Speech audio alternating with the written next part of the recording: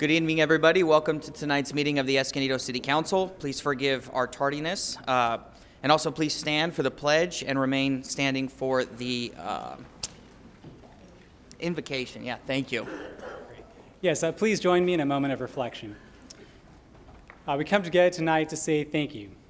Thank you for the privilege, the blessing, the honor it is to serve here in the city of Escondido. We come together tonight as a diverse community, a community of different backgrounds, different beliefs, different presents, and different futures, yet one common goal, that is the betterment of this city.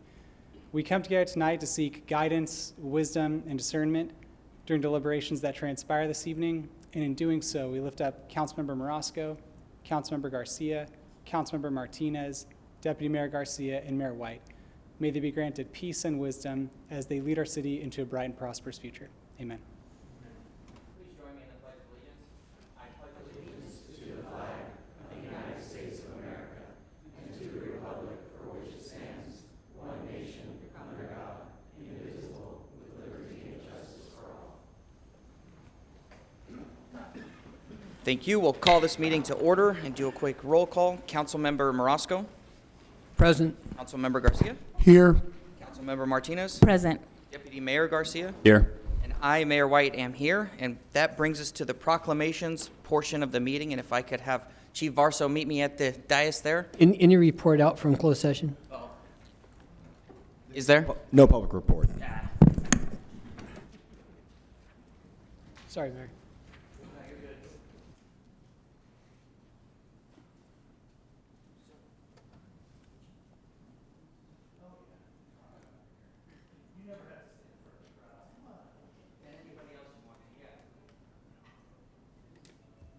Before I start this proclamation, I just personally wanted to thank Chief Varso for his service to the community. It's been an honor to get to work with you and to see a lot of the progress that's been made here in the city of Escondido. We have benefited tremendously from his service, and I wish you an excellent retirement, although I have a feeling you're not going to be fully retired. Whereas Ed Varso began his career in law enforcement with the Los Angeles County Sheriff's Department as an explorer, custody assistant, and deputy sheriff. And whereas Chief Varso joined the Escondido Police Department in 2001 and served as a police officer, canine handler, sergeant, lieutenant, captain, assistant police chief, and police chief. And whereas prior to becoming chief, he managed the Special Investigations Division, Traffic Division, Emergency Negotiations Team, Services Bureau, Police and Fire Communications Center, Training Unit, and served as the Public Information Officer. And whereas Chief Varso worked with at-risk youth, serving as chair of the Escondido Drug-Free Communities Coalition and co-chair of the Escondido Gang Reduction and Intervention Program. And whereas holds a bachelor's degree in criminal justice administration and master's degree in public administration, and graduated from FBI National Academy, as well as the California Peace Officer Standards and Training Supervisory Leadership Institute. Now, therefore, I, Dana M. White, Mayor of the City of Escondido, County of San Diego, do hereby proclaim December 4th, 2024 as Ed Varso Day in Escondido. Thank you.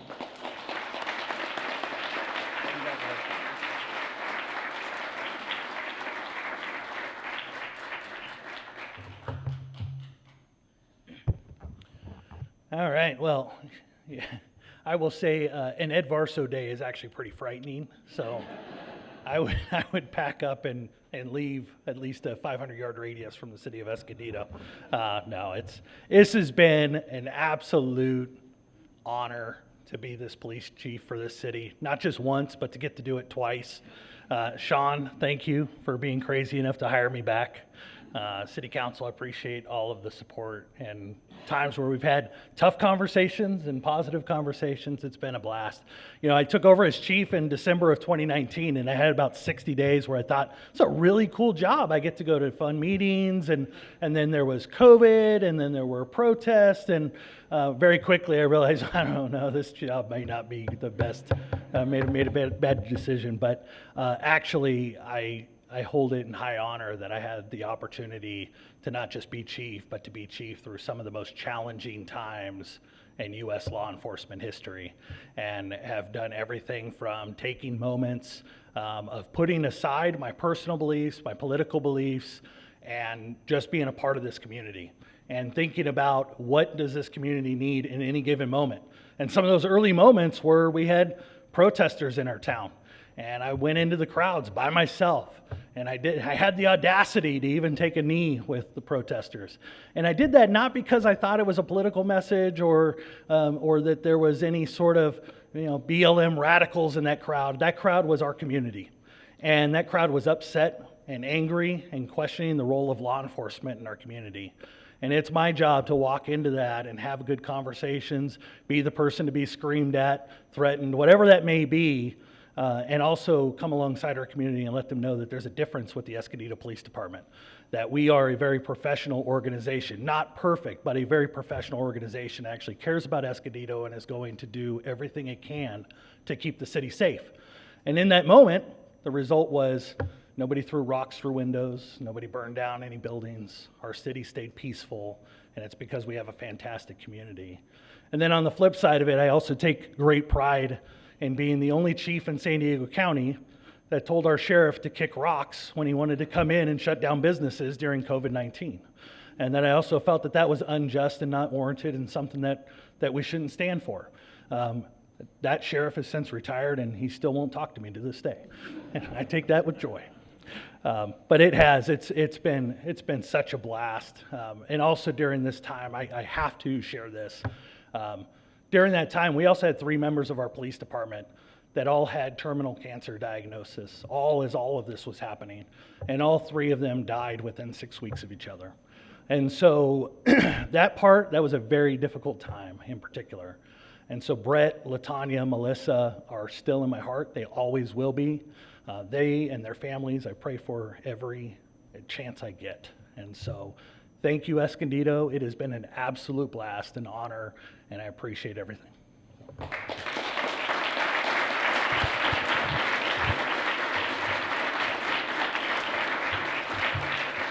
You got to stay up here for a couple more minutes. Okay. I'm going to invite the council members down one by one, and we all have little parting gifts for you and your family. Deputy Mayor Garcia.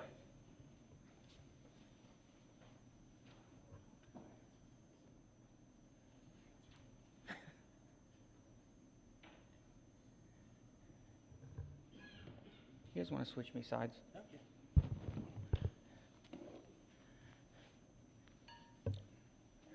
Whatever you want. Chief, it's been an absolute privilege to work with you.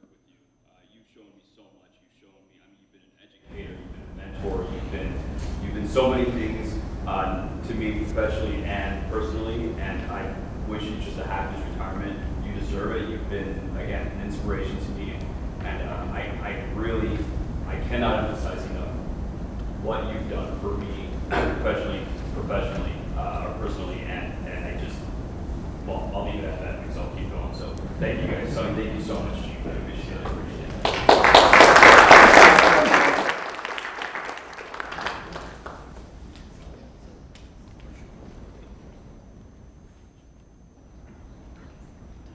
The chief told me he was bound and determined to get out of here before me, and he got me by 6 days. So believe it or not, when we started, we both had full heads of really fluffy, dark hair, and that has gone by the wayside. But Chief, you've been amazing. Your family's been amazing in their support, and you couldn't have been a better person for the city of Escondido over the course of the past 5 years than what you've been. We really appreciate that. And he received a shirt, and you guys can read that. It's Romeo Echo Tango India Romeo Echo Delta. It's better than Whiskey Tango Foxtrot, which was the other option. So he got this one instead. So thank you, Chief. Councilmember Garcia.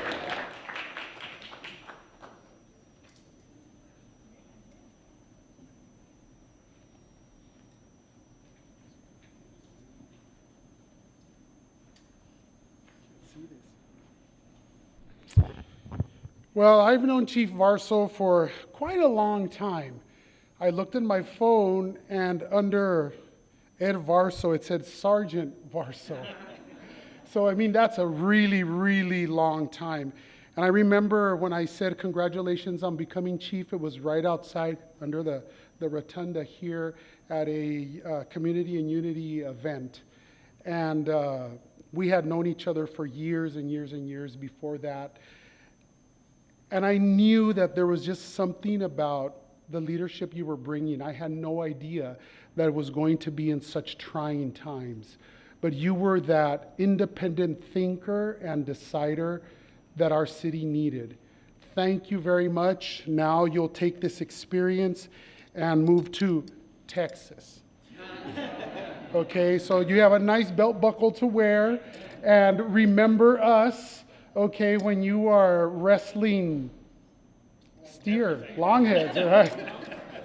Longhorn.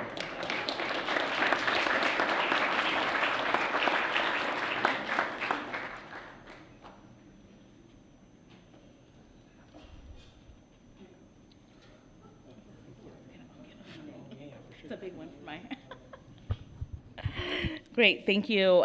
Chief Varso, we are going to miss you. I just want to say it has been an honor getting to know you, getting to work with you. I've, in the 6 years that I've been on the council, I have worked with 3 police chiefs, one not in my official capacity, 2 in my official capacity, and I didn't know you at all before you became our police chief, but I will say that I didn't think I'd be saying goodbye, good luck twice, but I'm glad that you came back. I do hear positive things from you. I've always heard positive things.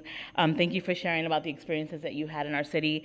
I will say that you and I have had a lot of real talk, hard conversations, and I think you're the ultimate professional.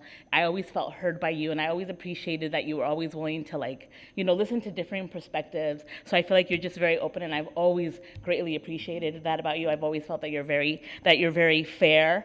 And just one thing that I want to share about Chief Varso, because these are things that you might not hear. I remember when I was really frustrated when people were not stopping, and I'm still frustrated by this, but at the mid-block crossings, and I was like, Chief, help me. I don't want one of the seniors to get killed crossing that street after they push those flashing lights. And he's like, I might have an idea. Let me get back to you. And before I knew it, he went himself and walked in front of the mid-block crossings and cited some drivers that didn't, and provided education, but some that almost killed them. I think they got cited for those. So anyways, you were never afraid to roll up your sleeves and really. I know that you genuinely care for Escondido, and so don't forget your California roots, because I know that you're moving to Texas. And of course, we hope that you come and visit. And I also want to thank your family and your beautiful daughter, who was so little when I was dancing with her at the first trunk or treat, and you, because I know that you all, it takes a whole family, right?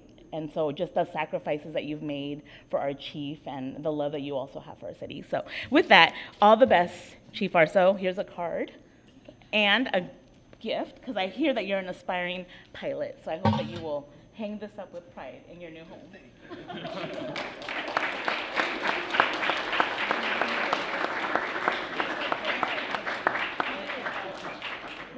Zach, he's got one more thing real quick. Sorry, I believe it or not, I did the same mistake when I got sworn in as chief. I said absolutely nothing about my wife. And then at the last second, I thought, hey, you dope, you gotta. So then tonight I go, I'm not gonna do that again. And what did I do? I did it again. So I guess it's the way this career is supposed to come to an end. But my wife, Amber, 27 years ago, our relationship first started in December. And I was just starting out with the Los Angeles County Sheriff's Department. And so she has dealt with the constant, I've got to work the holidays, there's something came up, there's something going on, and having to always explain to family and friends why I'm never around.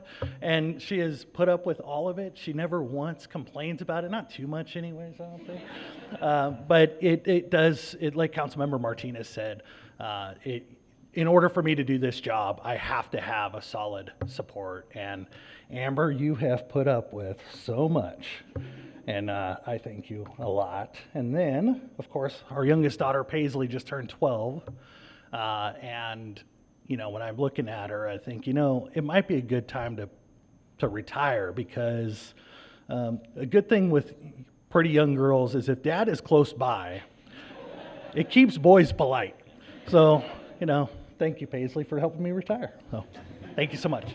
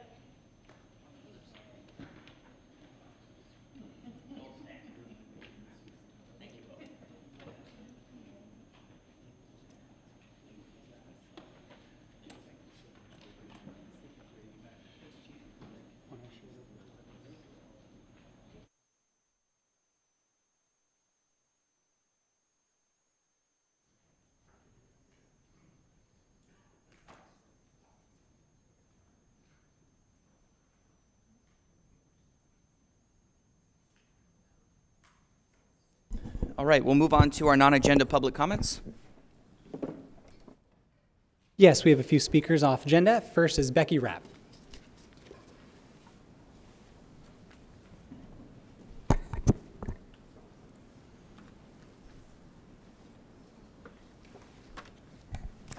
Good evening. My name is Becky Rapp. First of all, that was amazing. Congratulations and thank you. Tonight, I wanted to bring to your attention the illegal tobacco sales that are taking place online. Last week, an article was published in the LA Times titled, "Online Vape Retailers Ignore Rules Meant to Protect Minors."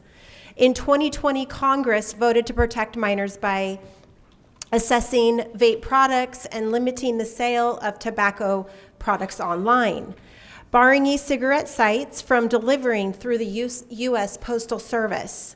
They also required that all delivery service check the customer's IDs. Local universities such as UC San Diego and Cal State San Marcos decided to put these laws to the test and see if local companies were adhering to the law. Their study was published last week in the Journal of American Medical Association, proving that laws are being violated. Their study included 8 teams of individuals who were asked to buy flavored tobacco products from 78 online retailers. One member of the team purchased from an online retailer in the city, and then the other member purchased from a retailer outside the city, but still within the county of San Diego. The results showed that more than 2/3 of the buyers successfully obtained flavored vapes from online retailers. To make matters worse, 80% of the successful deliveries were also delivered by the U.S. Postal Service, which is prohibited. I ask you, this council, to request more information regarding this study. Perhaps it's time to ban the sale of tobacco products online. When over 2/3 of the online sales are illegal, we should be motivated to enforce stricter regulations. Thank you. Our next speaker is Jeff Bright.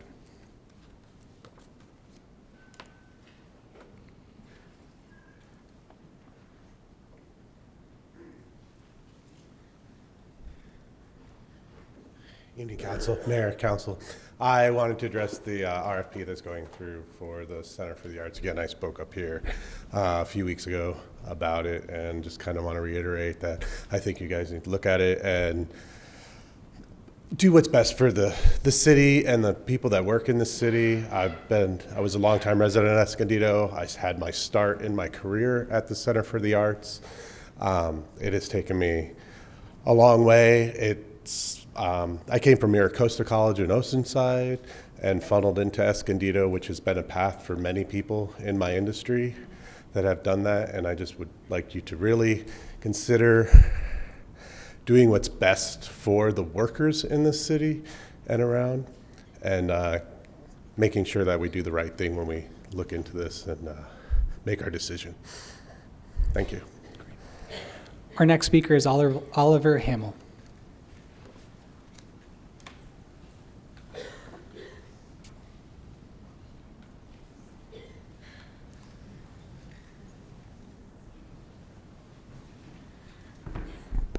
Hello, my name is Oliver Hamill. I am here in regards to the request for proposals at the Center for the Arts of Escondido. I have worked at the center for the last 2.5 years now, starting basically right out of high school in the stage technician internship program and graduating a little over a year later to become the assistant electrician, which is the position I currently hold, and I am very soon to become the head electrician. The center and the union have both given me the opportunity to do so at 20. And it would be a major disservice should it not remain a space that allows other young people the same opportunities I have been given. Because of the center, I've been able to grow into a leadership position I never would have had the chance to without the internship and mentorship from the union and my fellow union members. I implore you to allow the center to remain a nonprofit organization and a union space to keep these opportunities open to myself and other future young workers. And at the very least, please keep worker retention so myself and then my fellow younger coworkers don't lose our jobs. Thank you. Our next speaker is Fernanda Flores.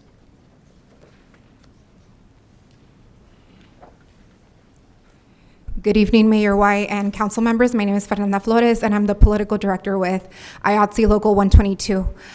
Throughout my decade of service for worker advocates, I worked with the Teamsters, with the Labor Council, and now I have the honor to represent IATSE 122, which is the stagehands, audio, visual technicians that run and operate, or that run the CCAE center. I share my experience with work because I also ran field campaigns. So I know the responsibilities and the sacrifices that you all went through to get elected into this position. So once you made it to the finish line and you were here taking your oath of service, you were reinvigorated and you were like, I'm going to make my vision come to a reality because this is what my community supported me, and I'm here today. So I remind you of this sacrifice, of this process that you all went through, because I was working field campaigns, so I know the struggle and the sacrifice. I am in front of you today to ask that while you re-envision a better Escondido for all of us, you re-envision it with the current workforce in mind. We are here for the workers, and we urge you to consider adding a condition to hire incumbent employees during this process with the RFP. Sleeping has been nearly zero of what these workers, they haven't been able to sleep. They're in distress. Knowing that your job is not secured, especially during this season of holidays, of gathering with family, it's really stressful and disheartening. And I believe in the leadership that is here in this body, and I urge you to consider making that motion to protect workers. Regardless of who manages the center, we are here for the workers. So I appreciate your time, and thank you. Our next speaker is Greg Swizodraw. Mayor, council members, thank you for taking some time to listen to us. My name is Greg Swizdrazal. I am the president of IATSE Local 122. We've been up here a few times now. You can see all the workers that we have behind us. We represent the theater workers that work in the city of, I'm sorry, not the city, but the Center for the Arts, the theater right over here. We've been up here a few times. You've heard my name, you've heard the stories. We've been trying to relay to you how important that place is to our history as well as to our future. I'm here to ask that you consider having some worker retention in this RFP process. I don't think that that's something too far from outside of the realm of what you're capable of doing, even here tonight. You could probably take a vote to do that. We want to make sure that the people that work in there can stay working in there. Like Fernanda just said, it's hard on people when they don't know if they're going to have a job in a year or in the next couple of months. And we want to give them that protection, and we want you to help us give them that protection. It's really important to their futures, their retirements, their education as they move through our industry. It's a hard industry to get into. It's a hard industry to stay. It's usually considered gig work. It's not over at the theater. So this is a career for them, and it's going to build their careers, and we want to make sure that they have the opportunity to continue doing that. I feel like the easiest way to do that is just get rid of the RFP. You've already got a management company in there. Measure I just passed that gives money for that purpose. That's the easiest way to do it. If you can't do that, please make a vote. Vote to have some worker retention in it tonight, if you can. My understanding is that's something that this council can do tonight. Correct me if I'm wrong, please. And if it's not, please correct me. But my understanding is that's something that this council can do, so I'm urging you to do that. I was taken by your chief's speech. I too sometimes question some of my decisions in having to do some of the things I have to do as the president of this local. Sometimes that means I have to stand in front of you and ask you to do the right thing for the workers. But if you can, based off it, not to drag you into this, but based off of his speech, if you could take his lead and at least maybe go down the theaters right there and go stand in their shoes, kneel with the protesters, find out why it's so important to them, it might change your decision making moving forward. So that's my plea. Thank you. Our final comment on non-agenda items is James Lockhart.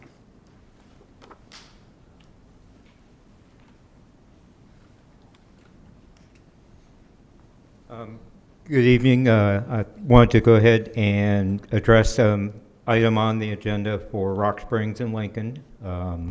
If you have comments for an agenda item, I'll make sure to call you up for that specific item. Which one was it? 17. Just want to make sure. Will you make a note that he'll be speaking for, which one is it, 17? 17. 17? Yeah. Yeah, perfect. most Thank you. Okay, thank you. Great. No further comments on non-agenda items. All right, that takes us to our consent calendar. Items 1 through 15 are on consent. Councilwoman Martinez, will you be registering a no vote on 15? Yes, I am. Okay, so yes on 1 through 14 for you? Yes, on 1 through 14 with no vote on 15 because it's a second reading and I voted no on the first reading. Okay, perfect. And Mr. Mayor, if I may interject, we do have one public comment on item 15, so it will get pulled from the consent calendar. Okay, then let's do items 1 through 14. And I'll go ahead and move to approve items 1 through 14. Motion second, please open the voting. Voting is open.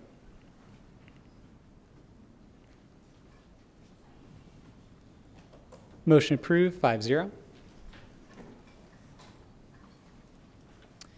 All right, that takes us to item 15, an ordinance of the City Council of the City of Escondido, California, approving an amendment to the South Center City specific plan to allow eating establishments with a drive-through.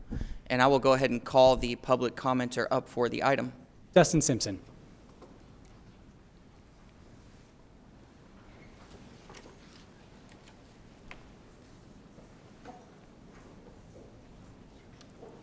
Mayor, Deputy Mayor, City Council members, thank you for giving me the opportunity to speak about this tonight. I don't agree about putting this Chick-fil-A at this location. For one, it's a historic building. Two, the traffic along Center City Parkway. We all know how Center City Parkway gets during the evening hours. Three, I think we should be finding more businesses like bowling alleys or family-related businesses to give the community to go do with their families, so we don't have to go to Vista or Oceanside or San Marcos to go find stuff to go do.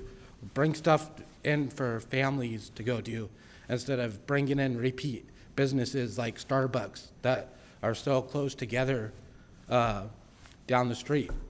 Just like the O'Reillys, there's a AutoZone on the opposite side of the O'Reillys. That would have been a perfect spot for a bowling alley or a skating rink or something else. So that's all I got. Thank you. Public comments on this item. No more public comments. Do we have any comments from the City Council? Okay, if not, yep. And I'll second that. Please open the voting. Voting is open.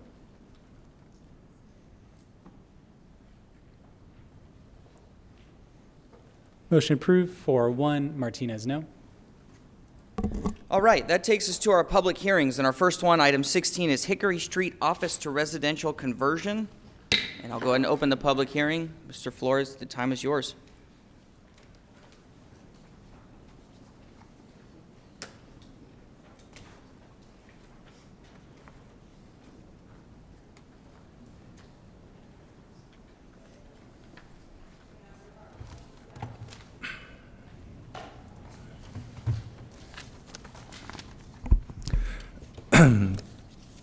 Good evening, Mayor and Deputy Mayor and City Council members.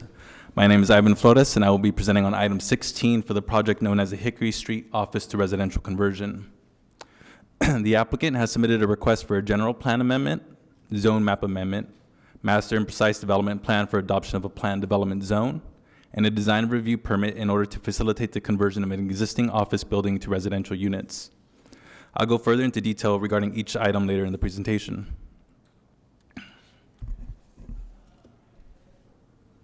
The project site is located at the northeast corner of East Hickory Street and 3rd Avenue and is developed within a vacant 19,300 square foot office building. In April of last year, the City Council authorized the processing of a general plan amendment, which at the time included an open space component. The building primarily served low-intensity medical uses and other office-like uses as permitted by the existing zoning district.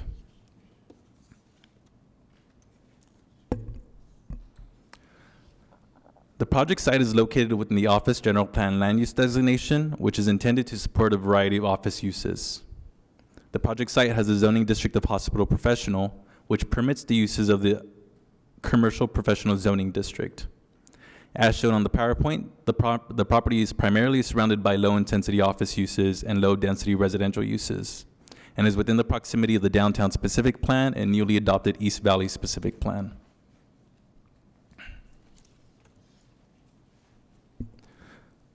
The purpose of this slide is to illustrate the sequential ordering of approvals that are necessary to implement the project as proposed. The approval of items 2 through 5 are contingent on the approval of item 1, which is the general plan amendment. Escondido Investments LLC, represented by Darshan Patel, submitted a general plan amendment to amend the city's general plan land use element to change the land use designation of the subject property from office to urban 5. The urban 5 general plan land use designation would permit a density of up to 30 dwelling units per acre. In addition, a zone map amendment to rezone the subject property from hospital professional to R5, which is consistent with the proposed general plan amendment. A plan development permit for adoption of a plan development zone to allow existing setbacks that do not meet residential standards due to it being constructed as a commercial building. And a design review permit to approve the proposed site design of the project. Finally, the project includes a density bonus request and will provide 2 low-income units, and as a result is allowed to exceed the maximum density of 20 dwelling units. The applicant currently proposes 21 dwelling units as a part of the project.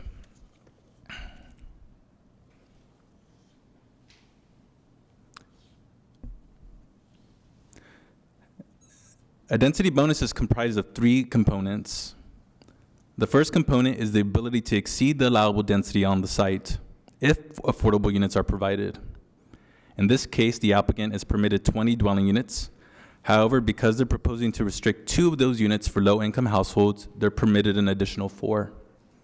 However, in this case, they are only proposing an additional 1 unit for a total of 21. The second items are incentives and concessions. Incentives and concessions are limited and tied to an identifiable cost reduction for the project. Based on the provided affordability levels, the applicant is entitled to 1 incentive or concession, which they are using on the requirement to resurface the alley. The final component of density bonus is waivers, and those are unlimited.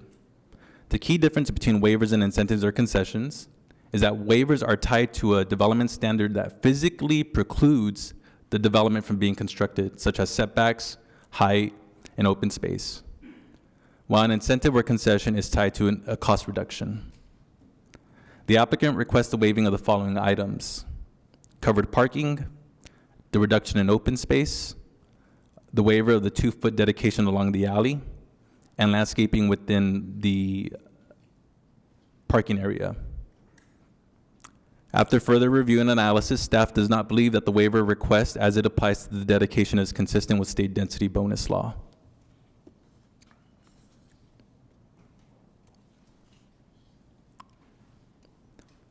There are 3 issues identified by staff regarding the project. As stated earlier, the project includes a request for a general plan amendment. The threshold for which a general plan amendment must meet is a higher bar than most entitlements. Specifically, there must be an identified physical, social, or citywide economic factor that warrants the proposed amendment. Furthermore, general plan amendments are analyzed for consistency with the adopted policies of the 2012 general plan, such as those highlighted in the PowerPoint. The second issue is that the denial of the general plan amendment would impede approval of all subsequent permits, such as the zone map amendment, plan development permit, and design review permit, as those are all dependent on the general plan amendment being granted. In other words, all subsequent permits contain findings requiring consistency with the general plan, and denial of the general plan amendment would result in those findings not being made. Finally, as discussed in the staff report, staff does not believe that the waiving of the off-site improvements, specifically the 2-foot dedication requirement, is consistent with density bonus law, as it does not preclude the construction of those units.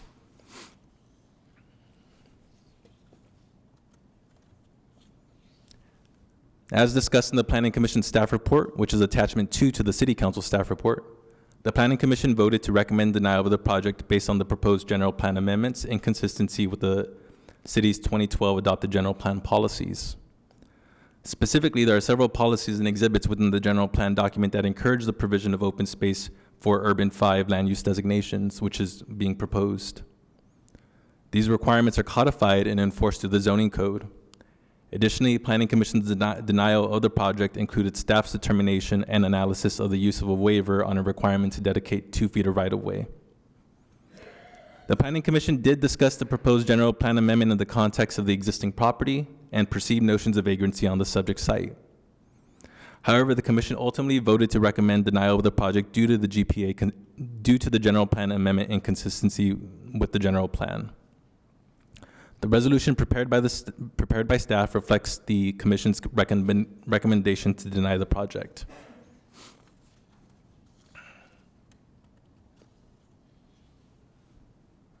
The project as proposed will retain a majority of existing site improvements. The only substantial alteration to the project site is the removal of bridge access on 3rd Avenue and improvements to the trash enclosure to meet current standards. The project will retain access on Hickory Street and down the alley. No other changes are proposed to the site circulation or existing landscaping. A majority of the work will be within the building in order to convert the existing office spaces into residential units.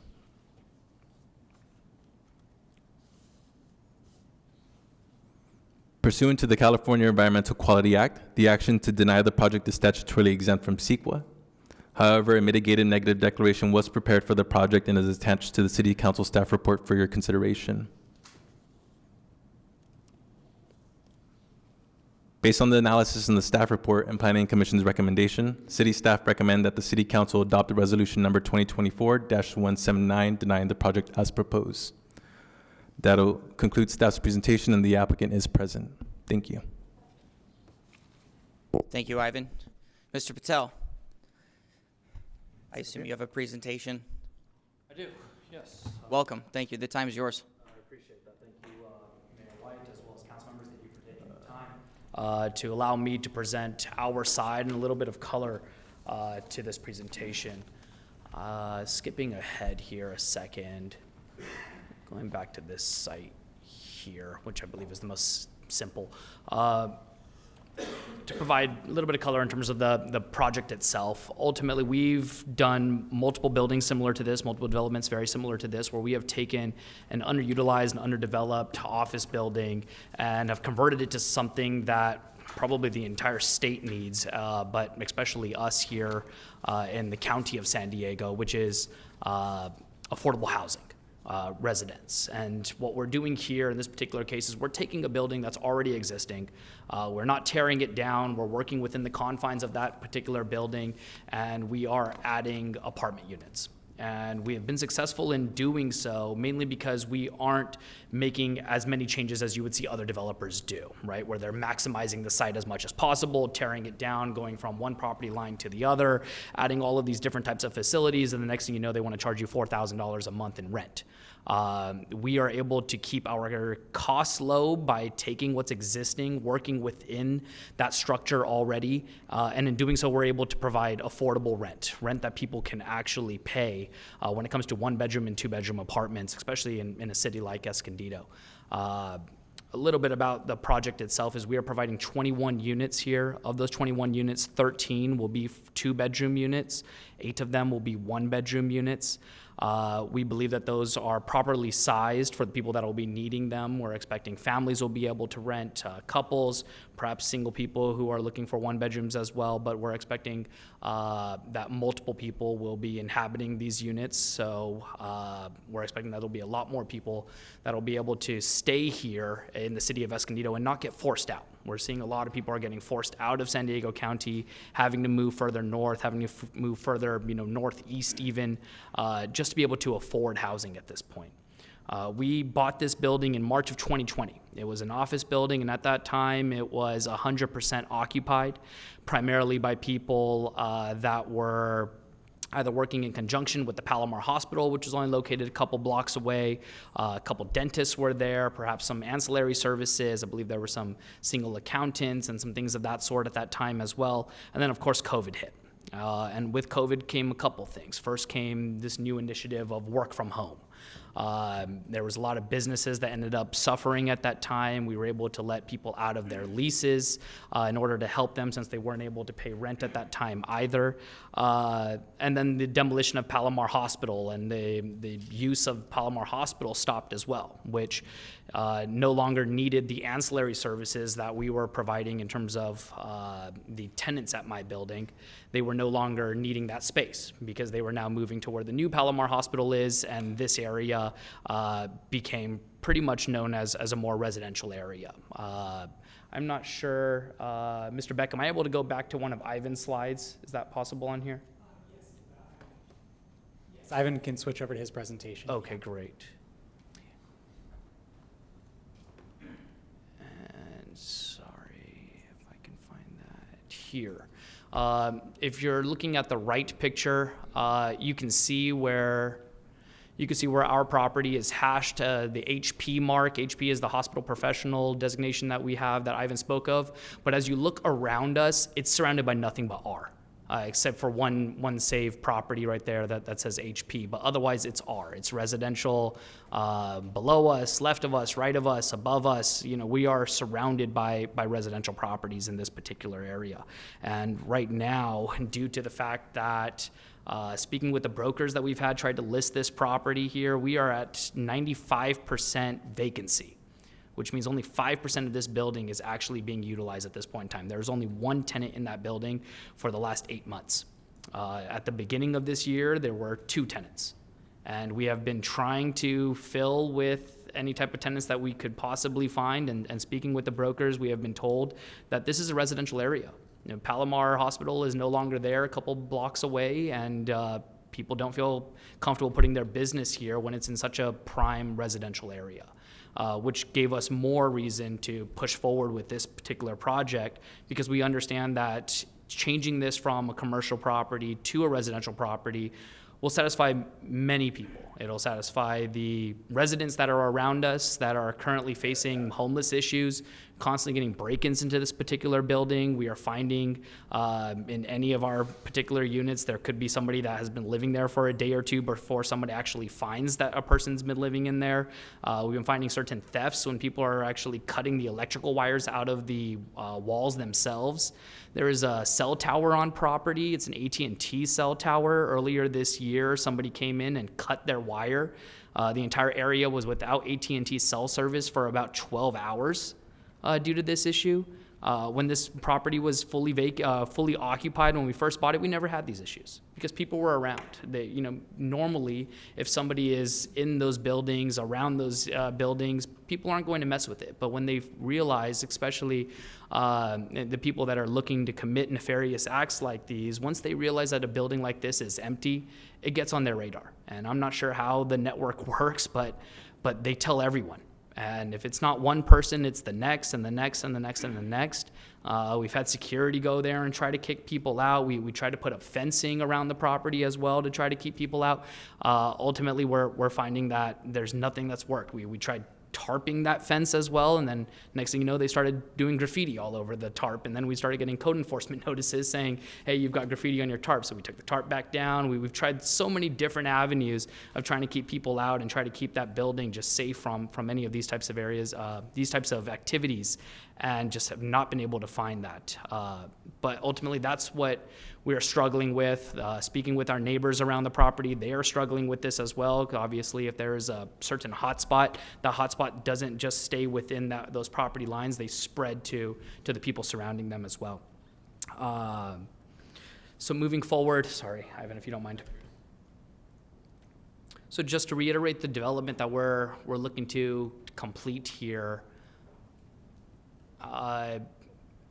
this is a floor plan, similar floor plan of what the first floor would look like. You'll see that the ends have 1-bedroom units throughout this first floor in particular. As I move through, you'll start seeing 2-bedroom units on the upper floors as well. We'll be providing fully furnished units on top of that. Just one of our commitments, again, to that affordable housing: beds, nightstands, wardrobes, sofas that'll also have sofa sleepers for larger families, coffee tables, TVs, dining table, chairs. It'll be fully furnished in the kitchen as well. And it's one of our commitments that anytime that we build these types of projects, that we want to make sure that the people that are staying there are ready to stay. They have everything that they need to stay. They bring in their personal items in terms of their clothes and their linen and things of that sort, but otherwise it is ready to be utilized. And I reiterate that 10% of this building will be deed restricted for low-income housing. We will be signing an affordable housing agreement with the city. I believe that we've been in discussions with city staff in regards to that already. I've prepared a couple slides here to show a little bit about what the building looks like currently and what we're expecting it to look like after. This is one angle coming off of 3rd. This is what it looks like from Hickory currently. And then this is what it looks like from the alleyway itself, looking at the main part of Hickory. And Mr. Patel, you have 3 more minutes just to let you know. I appreciate it, thank you. So this is what we are proposing. Just quickly, I've attached some pictures of what we've completed here recently. This was in the city of San Diego. You'll see in the top picture, in terms of the before, this was an old, very similar actually medical office building that we had converted. This one was converted into 90 units. So you can see the top as the before and then the bottom here as the after. This is from the street level. You can even see the top there that we had to plywood off some of the windows and things just based on them being broken and people breaking in with graffiti even as well. This is what it looks like now in terms of the after. This building was completed a year ago now. A little bit of what the interior looked like. And this doesn't necessarily pertain since this will be an exterior corridor building for Hickory. And this is the after, just some pictures of what the internals look like. Fully furnished, like I said. And this is what we're looking to provide. Of course, we added some sheets and things to the beds themselves and some towels that the tenants would necessarily provide, but all furniture will be provided by us. So I appreciate your time. I'm happy to answer any questions should you have any. But ultimately, I believe that this particular project is beneficial to everyone. It's beneficial to us as the owners of the property. It's beneficial to the prospective tenants. It's beneficial to the neighbors that will be coming. I believe it's beneficial to the city as a whole by providing this type of housing to the people that actually need it. Thank you. Thank you. Do we have any public comments on the item? 1 public comment. Okay, we'll go to public comments, and then I'm sure we'll have some questions for you. Sure. Mr. Mercurio.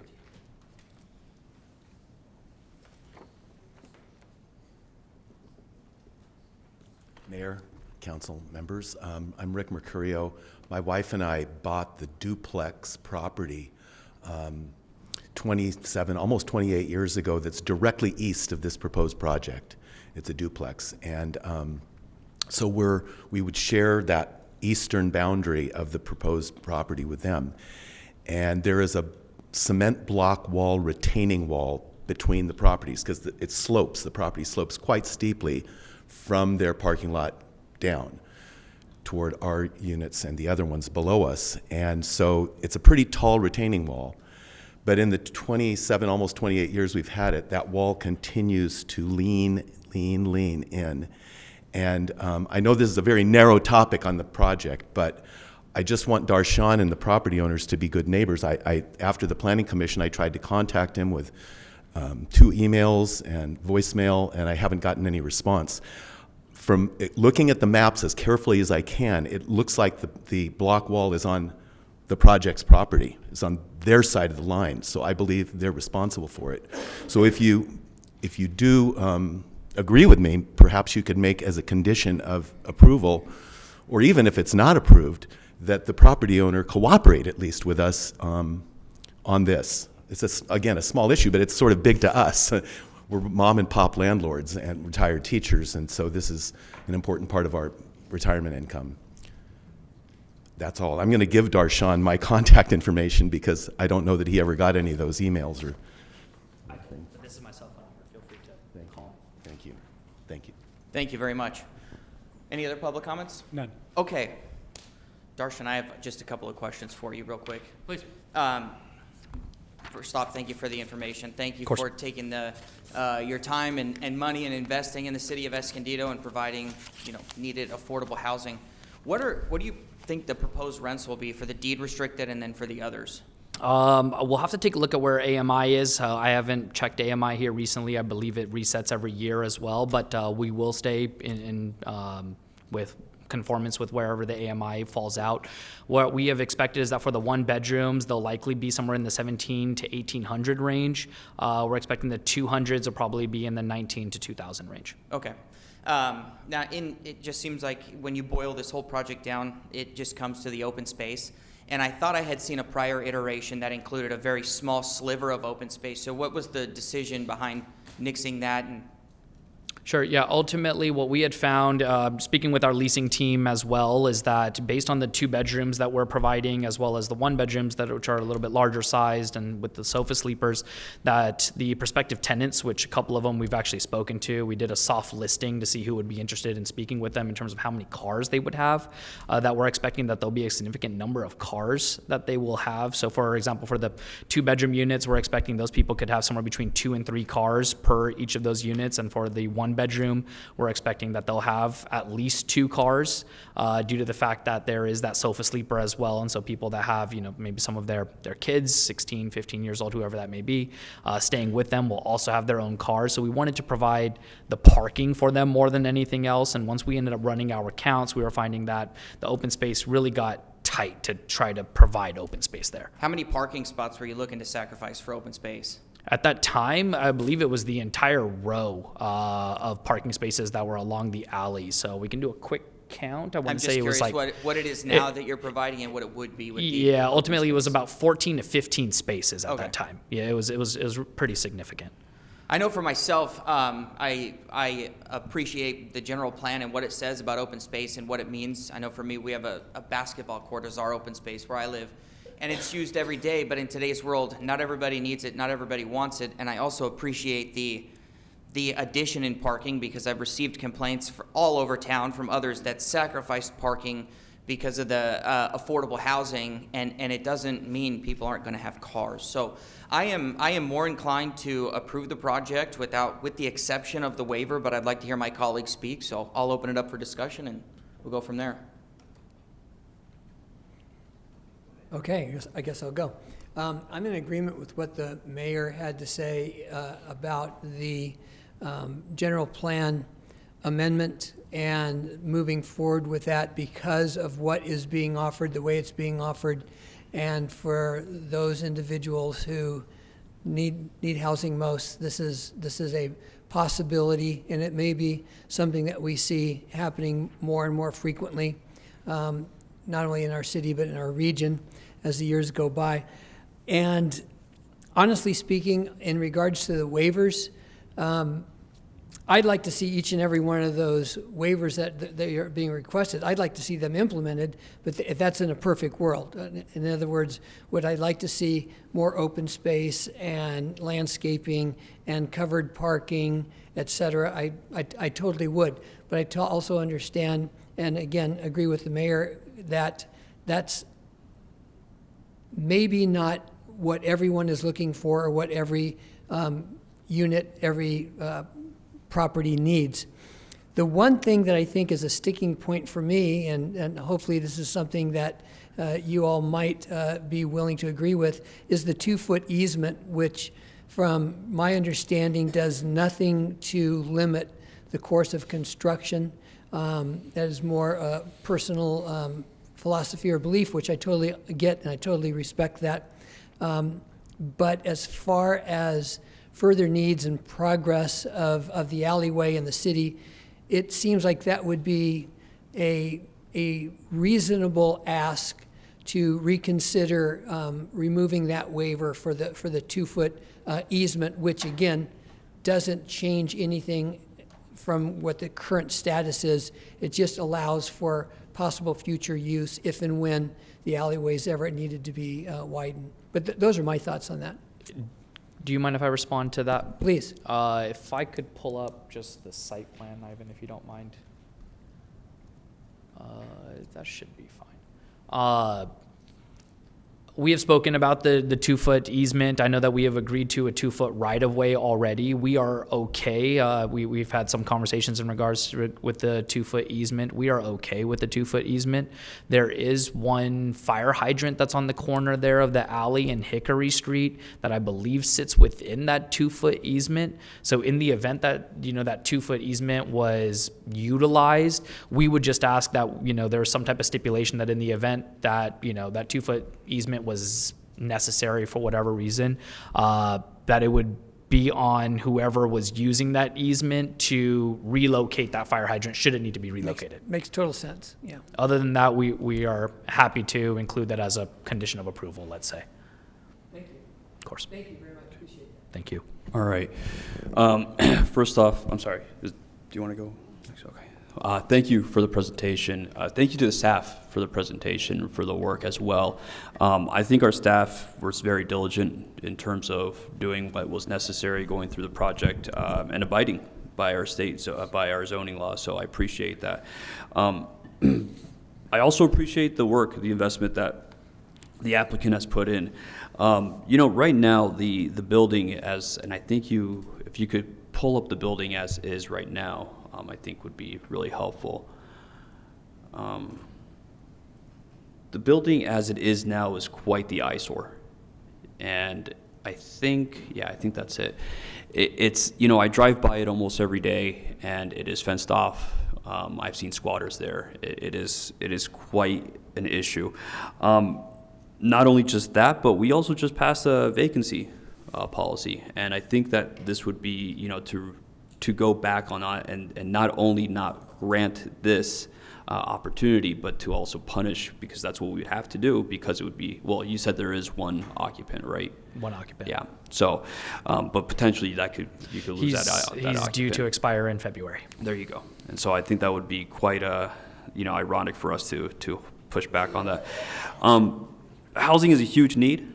Absolutely, and I do appreciate. I know one of the biggest things I've talked to with almost every developer is the request, the recommendation, the suggestion for more density bonuses, and the fact that you have implemented that, I think, is not only just a good policy for the city to have, but also I think you're doing a service to potential families that otherwise wouldn't be able to afford a spot to live.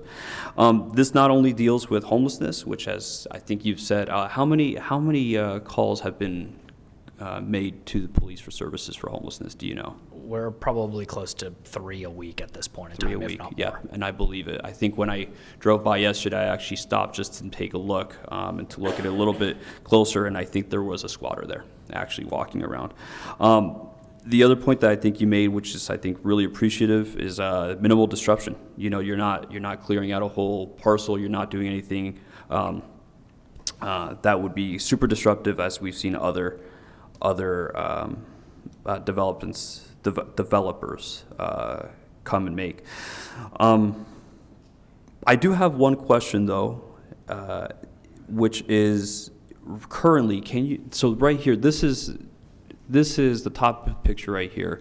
We're not removing any open space that currently exists, right? It's already currently. That is correct. Whatever is currently there is remaining, save for a sliver of a landscaping island that is necessary in order for a fire engine to make their turns within the site. Okay, so it's not like we already have a park there or anything, or it's just concrete as it is. So it's not like we would be going back and taking away any type of greenery. And correct. I see that on the plan that you actually proposed to put in some more greenery. Is that correct? That is correct. Okay, that was a concern of mine, and I wanted to make sure that was addressed, that we're not removing anything. And in terms of retaining wall, you have his information. I do. Right? Okay. We'll follow up on that. I would really appreciate that. Of course. I think that was the biggest concern that I had. I appreciate, like I said, the density bonuses and offering to people who otherwise wouldn't have. And you said it's around $1,700 for the 1 bedroom and $19,000 to $2,000 for a 2 bedroom. Correct. That is awesome. That is really difficult to find in San Diego County. Okay, I think that's it for me. Thank you so much. Thank you. Appreciate it. So I don't need to reiterate a lot of questions or comments. I'll just that stand out. The easement, I think, is an issue that I appreciate your explanation on that. And I think that if we can reach an agreement on that, that would be wonderful. The issue of parking, when I had District 3, just a few blocks down, we have permit parking because there is no parking in the area. And I remember when that discussion was happening years ago, before I was ever on the council, the discussions but then when I came in, and that being my district, I actually had to go and visit constituents, residences, that one threatened another to kill them because you parked in front of my house. And I mean, it was really, really bad. So I appreciate your understanding of and taking time to do a soft list to see what is more important. So I think that is something that we need to take into consideration. I believe the general plan, when it was voted, it took into place that the hospital was going to be there forever. And I don't think at that time the hospital, there may have been plans for it to move, but I don't think the voters at that time knew anything. And that has definitely changed the character of that area. And I've had the opportunity, when it was my district, to drive around and see, and it is mostly residential around that area. No moving of the green spaces, and the other one is affordable housing. This is truly affordable housing, and I think that we have an incredible need for affordable housing, and it would help us reach our housing element numbers for affordable housing. So I think those are all important things, and thank you for the presentation. Thank you for your presentation.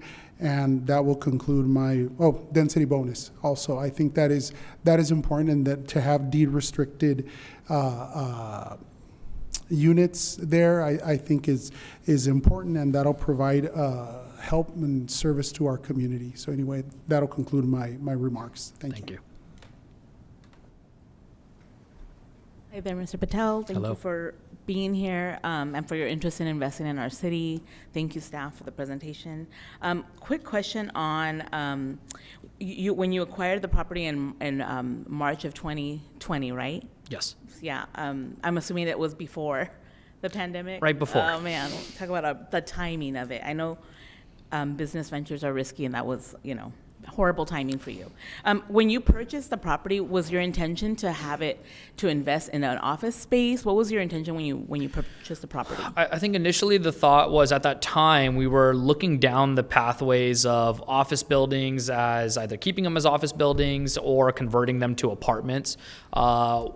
When we had first found this particular building surrounded by all the residential that it was, we had the initial thought to actually convert it to residential. As we started going deeper and finding that, it was 100% leased, and it was leased by medical professionals that treated the property well, paid on time, never had any issues, things of that sort, we decided to keep it as is. It was only when they started to vacate the building and not renew their leases as their lease term started to expire, and then talking to them and talking to our broker about trying to find new tenants, did we decide to say, it's probably time to look into converting this into residential. Got it. Okay. And then you mentioned something about a leasing agent that you work with. I'm assuming they're the ones that did like the soft leasing research for you. Correct. Who's that leasing agent? They're within our own. Oh, got it. So it's not, you don't contract company. with an outside company? Correct. Okay.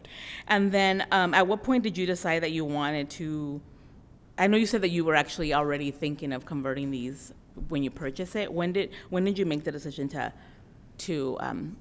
turn this into a residential?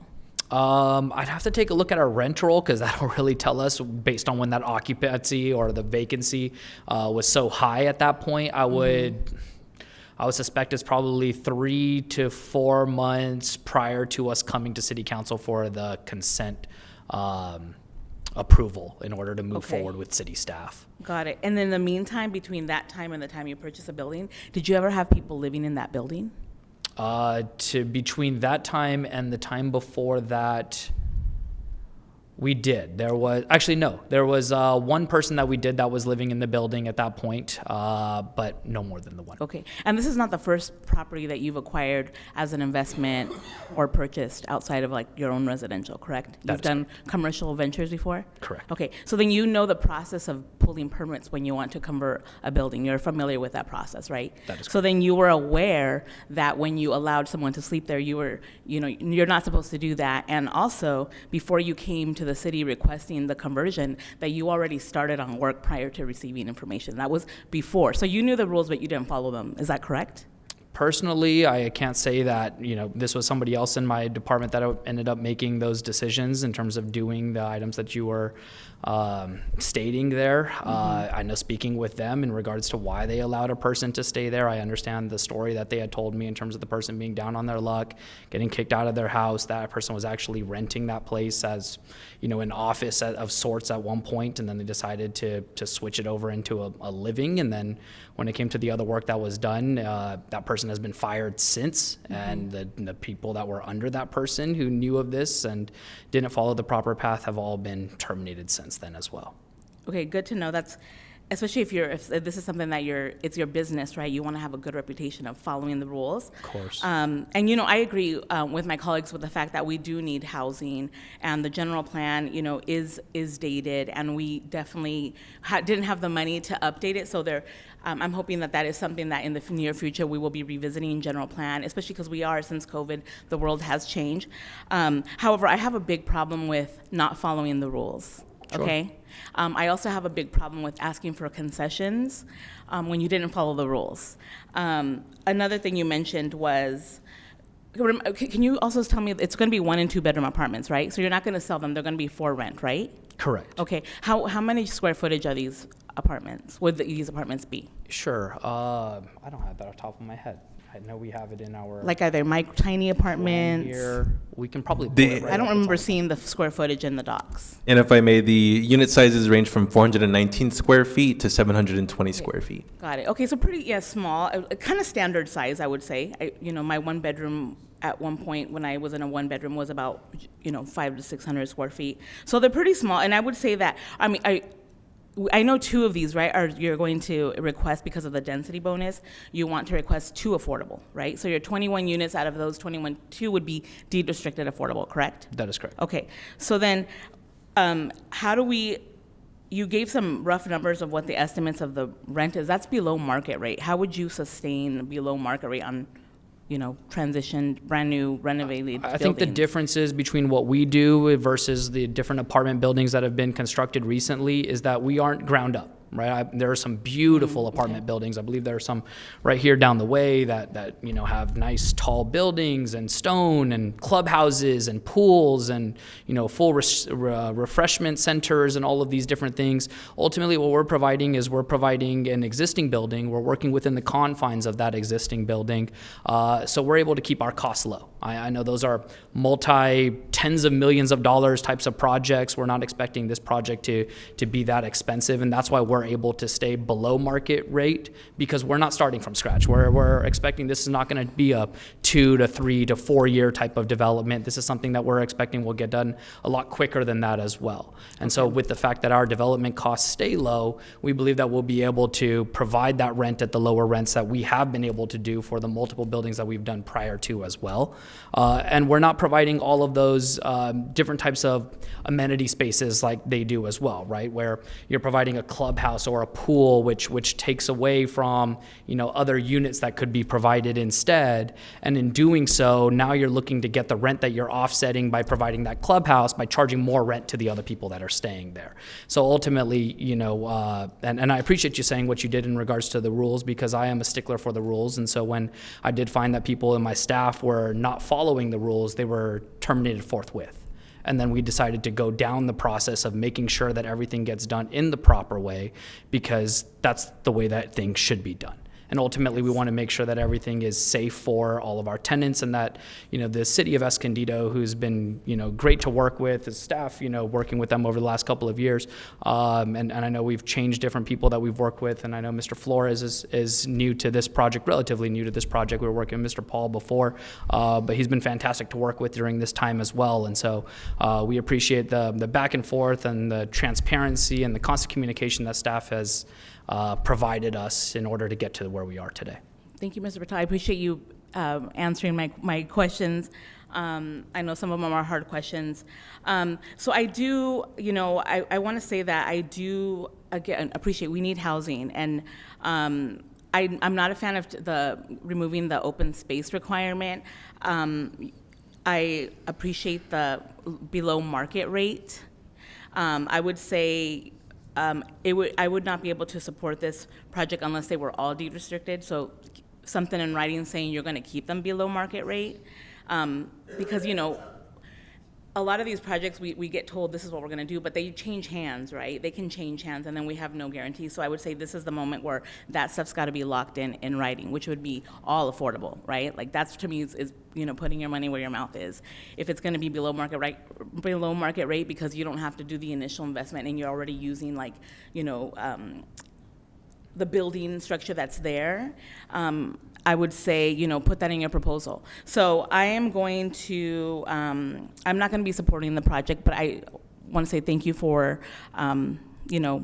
your proposal. I also say this and I ask these questions because for me, it's very important, and I see this with other projects in the city, is, making sure that we're following the rules, and there's a process for everything, and that's important. Process is very important. So that's my comments for now. Thank you. Thank you for your consideration. Thank you, sir. I don't have any more questions for you. I don't know if the council does. I have one more for staff, but I think you're good. Thank you. Thank you all. My question relates to the other public commenter in the retaining wall. Is that something we typically look into? It sounds like a safety hazard at some point in the future.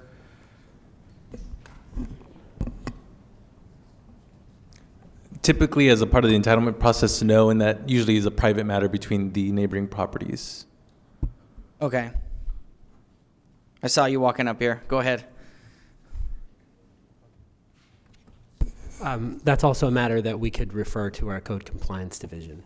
I do want to make sure that gets addressed. I don't know if it needs to be a part of the condition for the approval tonight, but I just do want to make sure that gets addressed at some point. I know that they exchange information. I appreciate that, but it'd bring me a little more peace of mind. And with that being said, I move to approve the project with 3 out of 4 concessions, the one being the 2-foot dedication, using the justification that the applicant provided. So if I may, so if the city council chooses to approve the project, there are several motions that need to happen. City council will need to incorporate the following: adoption of resolution number 2024-187, which adopts the mitigated negative declaration prepared for the project. Introduce ordinance number 2024-16 to approve the zone map amendment and plan development permit. Adopt resolution number 2024-188 to approve the general plan amendment based on the findings provided by the applicant and/or city council and the design review permit for the project. Additionally, the city council will have to grant or deny the waiver based on its consistency with the state density bonus law in Article 67. And is it just one waiver, or was it 4 waivers? It would be 4 waivers. Okay. Let me confirm that really quick.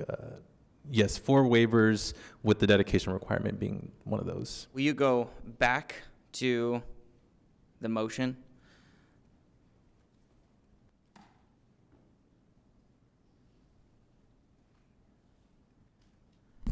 You would need to provide direction just on that one waiver. Just on the one waiver? Mm-hmm. Okay. So if I move to approve resolution number 2024-187, 2024-16, 2024-188, and then grant the 3 waivers, the 1 deny? Is that good? That is correct. Okay, that'll be my motion. Motion second. Do we have any other discussion at the council? If not, please open the voting. Voting is open.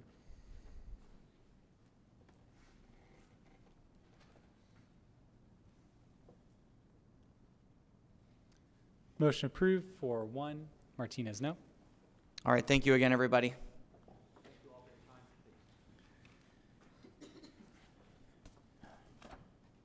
And we'll close that public hearing.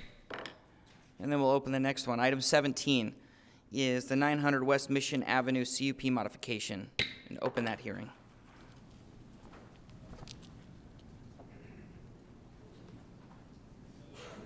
Time is yours.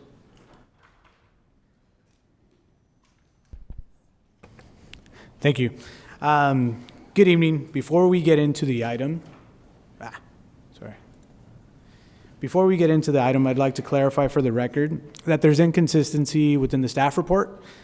Specifically on page 1, there's a reference to alternate recommendations. These should actually be alternate options. They are not recommendations by staff, and I just wanted to clarify that for the record.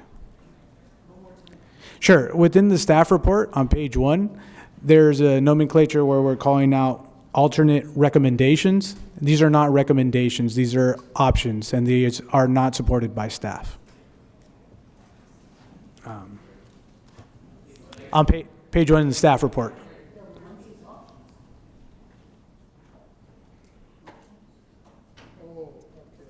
Is it the, it's the header, on page 221 of the agenda package? Yeah, just a clarifying item there. No problem. Okay. So, good evening, council members, honorable mayor. My name is Oscar Romero, principal planner with the planning division. The item before you today is a request to adopt a resolution denying the applicant's request to modify an approved CUP and approve staff's recommended alternative option. The request also includes the adoption of an addendum to the adopted M&D, which would remove 2 mitigation measures. The project site is located at the northwest corner of Mission Avenue and Rock Springs Road and has a general commercial zoning and general plan designation. The subject property is currently a vacant lot with light industrial uses to the north and west of the property and commercial uses to the east and south of the project site.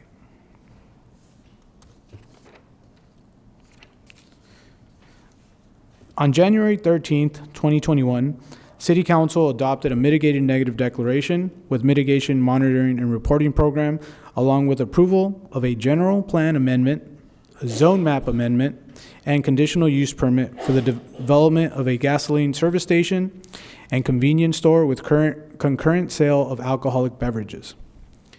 On November 12th, 2024, Planning Commission held a public hearing for the project as proposed by the applicant.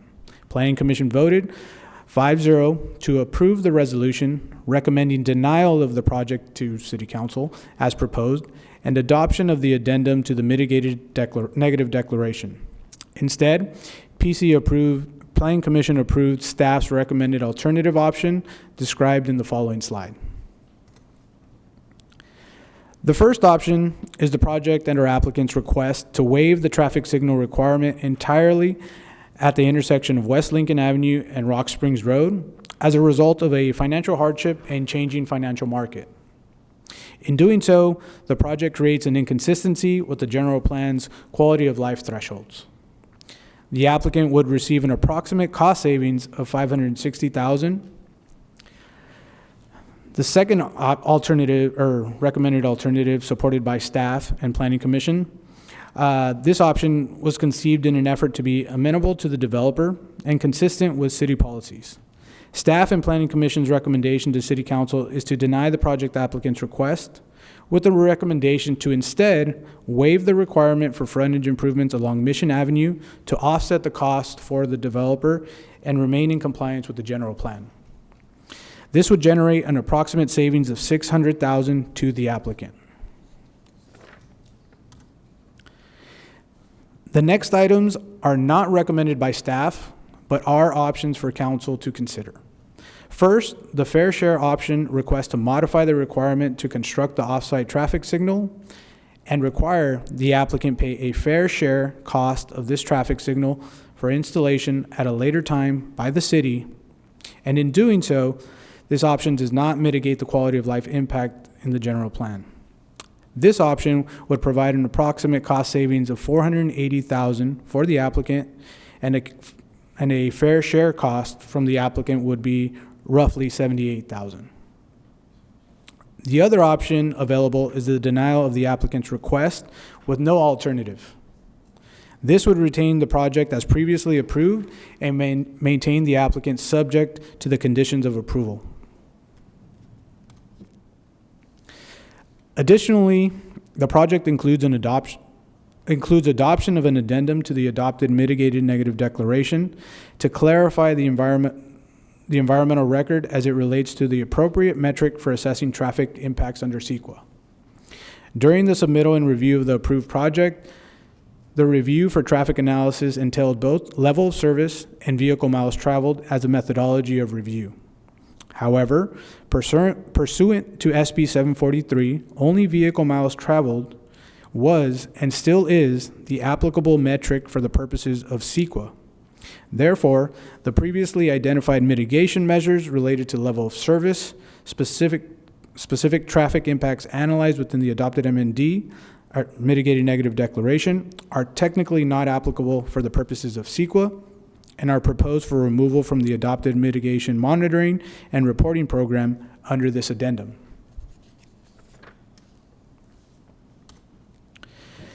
Based on the analysis contained in the staff report, City Staff and Planning Commission recommend City Council motion to adopt resolution number 2024-183, alternative option to waive frontage improvements and retain the requirement to construct the traffic signal at Lincoln Avenue and Rock Springs Road, and adopt the addendum to the previously adopted MND, or mitigated negative declaration.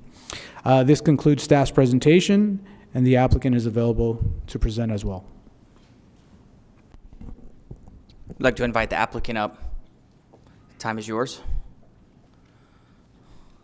Good evening, Mr. Mayor, Councilman, Councilwoman. Thank you so much for the time you're allowing me to speak with you. First of all, I want to thank Mr. McLean and his entire staff. You know, it's been past very tough years, and I really appreciate sometimes, you know, I mean, you had a big shoulders and we can call and talk to you, you know. Not every city is like this, and I really appreciate the relationship in the past few years. Over 5 years ago, we purchased this property. We came in front of you. We said what we want you to do. The City Council 5-0 approved what we wanted to do. Can I have some water, please? Water. I'm sorry. So it's been a past very tough 5 years, and I'm sure some of it is me going over age. I'm a senior citizen now. I'm not as fast. I'm not as quick. But there are 10 other things that I want to discuss with you that happened. These are conditions of the market that, you know, we faced, and I really want you to please hear us and to see what we're asking. First of all, when this council asked us to do these two items, improving the corner, our intersection, and putting red light in another intersection, we absolutely happily accepted that because the money was there in the project. It was supposed to be quick, fast. Thank you so much. I apologize. And so the money was there, and we were happy to do, because I believe love is giving and sharing. The money was there, and why not to share? But things happened, which I want to go talk about that. But the reason that we're asking two things to be done, that thank you so much, the staff has already agreed. We don't need to improve the intersection in front of us. Thank you so much that they're asking you to approve. The other thing about improving intersection, another intersection which has nothing to do with us, actually is the other side of the freeway. And for us to put the red light, sure, if you have the money, absolutely have no problem, but we just really don't have the money. If it was not 2 weeks ago that my son-in-law is a doctor, that he basically, whatever money he has in account, which was substantial, He just put in my account so for us to be able to continue, because otherwise I had to file for Chapter 11. So what has happened here is that the property that anyone would have financed, the Bank of Hope, which has financed everything for us in the past 40 years, they decided not to do that. Number of other banks which I can send you that we've gone to, and they said no, we have only one lender is my friend, and is a private lender, hard money lender, that they willing to do that, but they're asking for both these two conditions to go away, and then they will do that, and we will be able to build the project. So there's a great choice in front of you. The choice is, if you don't approve and we cannot have the financing, we cannot build it, this place will remain vacant. The city already pushed us to demolish the building, and we did, and the city keep calling us, there's garbage, there is prostitution, there is drugs, there's all kinds of illegal activity. This will continue to be there, and they're just forcing us to clean it up, which has been very hard for us. And so the choice is to push for the city council, the staff already has recommended one thing, but we're asking for one more thing, please, to do so that we can do that. So do we want another corner for us to pay? I'm a senior citizen, I don't have the money. I'm not young enough to go work and develop other part, so I cannot do that. So I'm asking you, please, kindly to remove that. And then when we're talking to improve another intersection, it's very, very important to note that on a 48,000 square foot of land, we're only putting 4,000 square foot of building. The density is the lowest in LA, which I see a lot of my friends are doing on 48,000 square foot of land. They're putting up 500 units of apartments, and they say when you don't have the parking, that's fine. In 5 months, the city approves that, and there's enormous amount of traffic that they come. But nobody's asking to go improve the corners. And I'm asking you that please, for a little 4,000 square foot building in this market and condition, please have mercy on us and don't push us to do something that we cannot do. And so I want to just very quickly go over, I'm going to be very quick, is that the 10 things, again, these are market condition. I know that I make a lot of mistake, and I'm not as, I said that already, but 10 things which was beyond our ability here. First of all, when we purchased the property, we got a estoppel certificate. It says the lease is month to month. And then we purchased the property and we tell the tenant to move out. The tenant, it was a used car salesperson, and he said, oh, this was signed, a certificate by my son. He then asked me, and actually I have a lease, and the lease was with someone who has passed away, and it just muddied the situation. For 2.5 years, we did not get one single penny rent from the tenant, and even at the end, with all of legal costs, we had to pay $25,000. So 2.5 years of no income, paying mortgage, $25,000. So that was one of the first problems that we had. And then ever since, especially the city asking us to clean up the homeless situation, it's been causing us a lot of damages. Number 3 is that in the carry cost. So the carry cost, our interest rate has gone 250% up, and this interest rate has been a very big drag on us.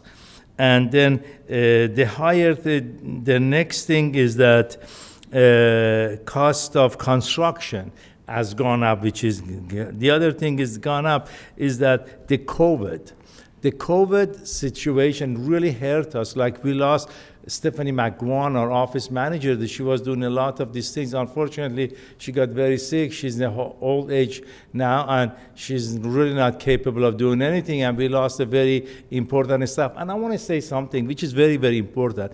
We went through this hardship. I refused to get one single penny from government because on that time we had the money. A lot of other people got money. We got zero, not even one single penny. And another thing that I just want to let you know that I'm very sincere is that in the over 40 years I've been doing development, not one single lawsuit, not one single lawsuit. If there's any problem, I always solve it. If the person cannot be logical, I say, I'll do everything you want, but that would be our last deal. It has only happened one time in my lifetime. And I've never gone to court to sue anyone. Nobody sued me. And that's also another thing that if I didn't have to come in here in front of you, I wouldn't bother you. I wouldn't take your precious time to go over this thing. The other thing is that Act Design, which is a company in your city, they went through a lot of hardship. They lost half of their staff, and they've been extremely difficult to work with. I know that they've worked with the city that they've done.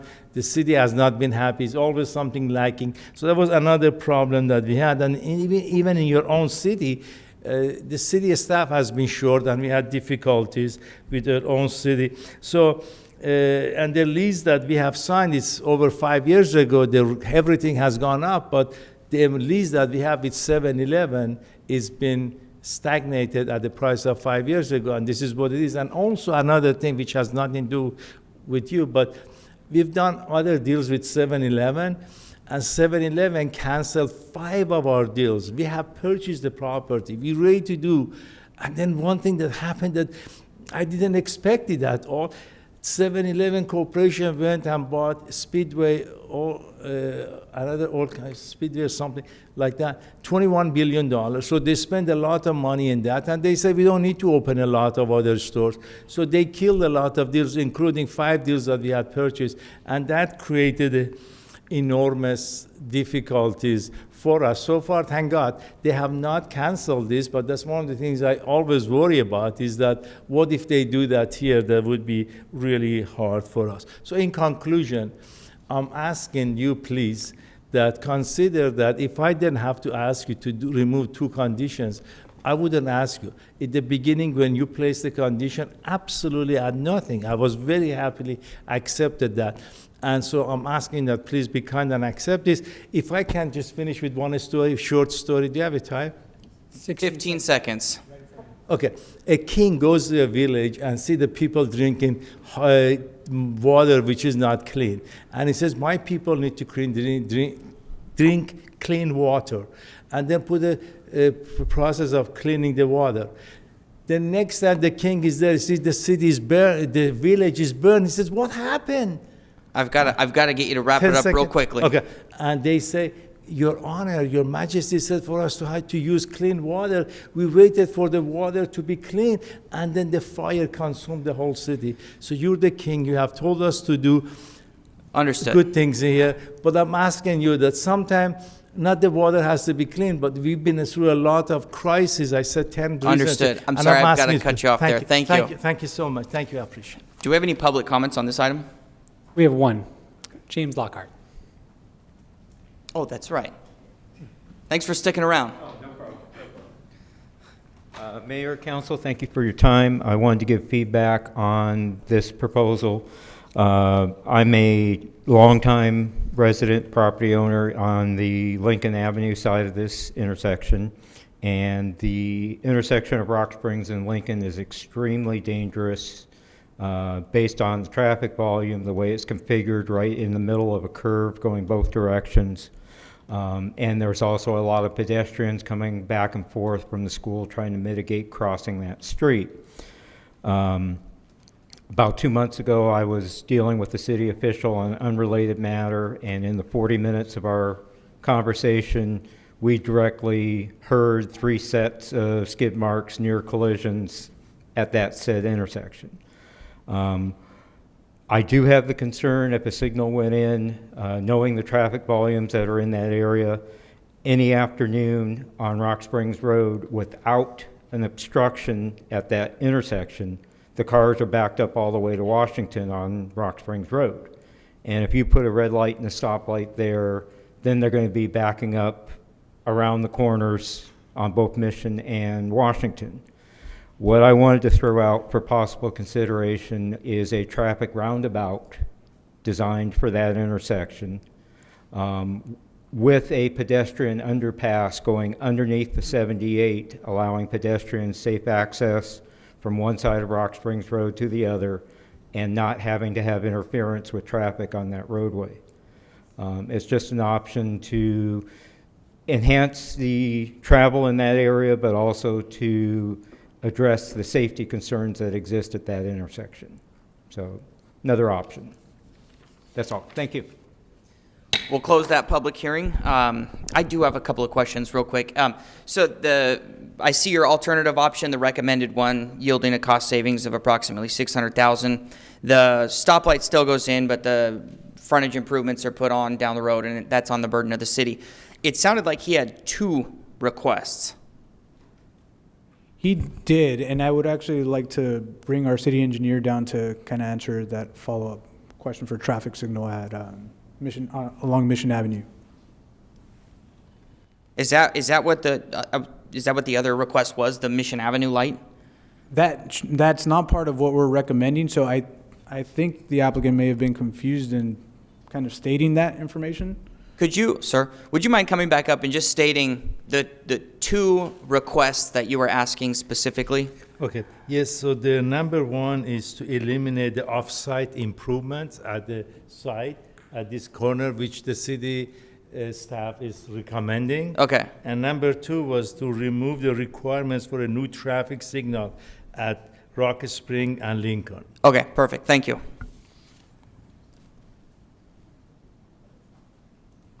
So again, I'd like to ask our assistant city engineer to kind of weigh in on this, but that is not part of what staff is recommending here. I see that.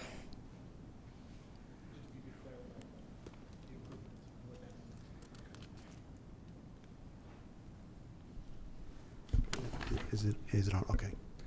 Yeah, good evening, Mayor White and city council members. What staff is recommending, when we received the request for financial reasons, we looked at ways we could save the project money. And so what we're recommending is that the frontage improvements not be required at this time. We would still get an offer of dedication for the right-of-way, so they could be done at a later date. And so that's what's included in that. By not doing the frontage improvements, or doing the widening, it saves them from moving power poles on their frontage. It saves them from modifying that signal at Mission and Rock Springs Road. And so that's where you get the $600,000 in savings. Understood. Yeah. That all makes perfect sense. Thank you. Point of clarification? Yes. That was the question I had. I didn't understand what the frontage improvement request was from the city. What it would entail. Do you guys have any illustrations of that, or was it more theoretical?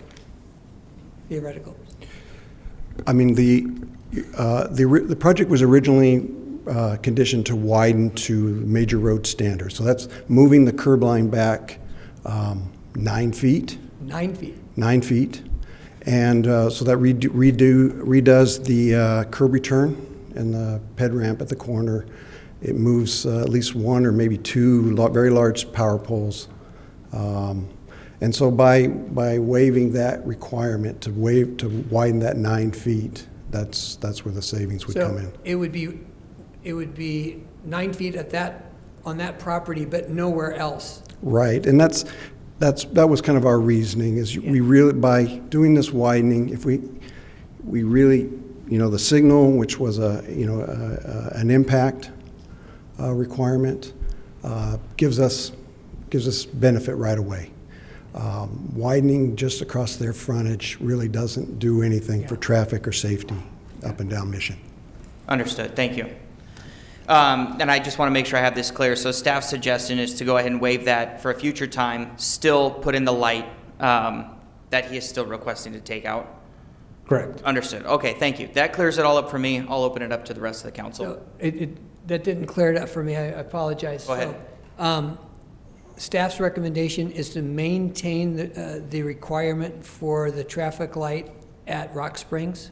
Right, Rock Springs Road and Lincoln Avenue. So the alternative option, fair share, that's not being proposed by staff? That is not recommended or supported by staff. That is an option that's available for you to consider. So we still have that option. And is that an option that has been communicated with the proponent as well as a possibility?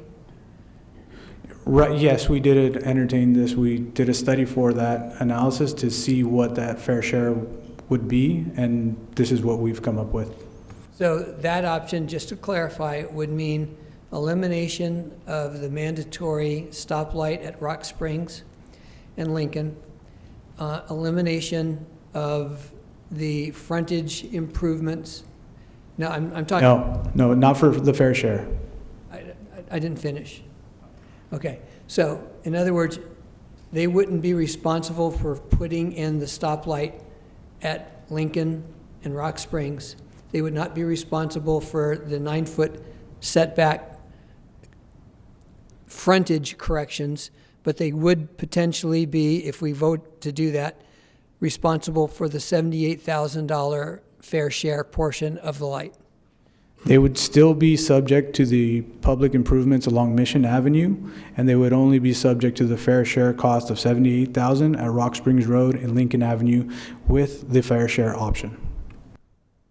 So they would have to do $600,000 of road improvement in the front that we just got through saying doesn't really help the city.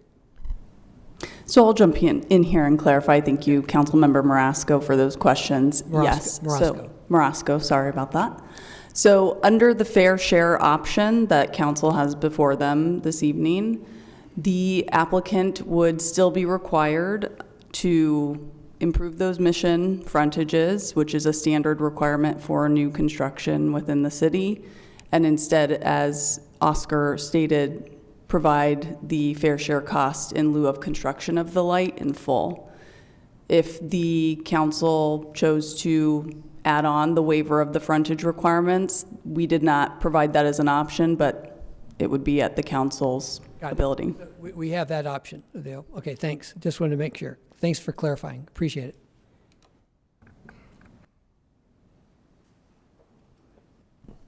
it. So if I'm understanding where you're going, it would be, we would have to essentially do, it's two different parts, which is waiving the requirement for the frontage improvement, and the second one, I guess we would also be waiving the requirement for on Lincoln and Mission, but we could opt into the fair share.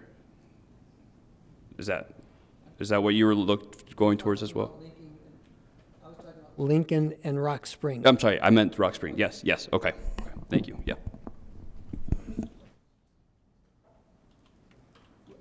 And the only reason I'm bringing this up is because it doesn't seem logical to make that frontage correction of 9 feet if no other properties on that side of the street or the other side of the street are going to be doing the same thing anytime in the near future or at all. Unless I'm misunderstanding that. And if I am, please correct me.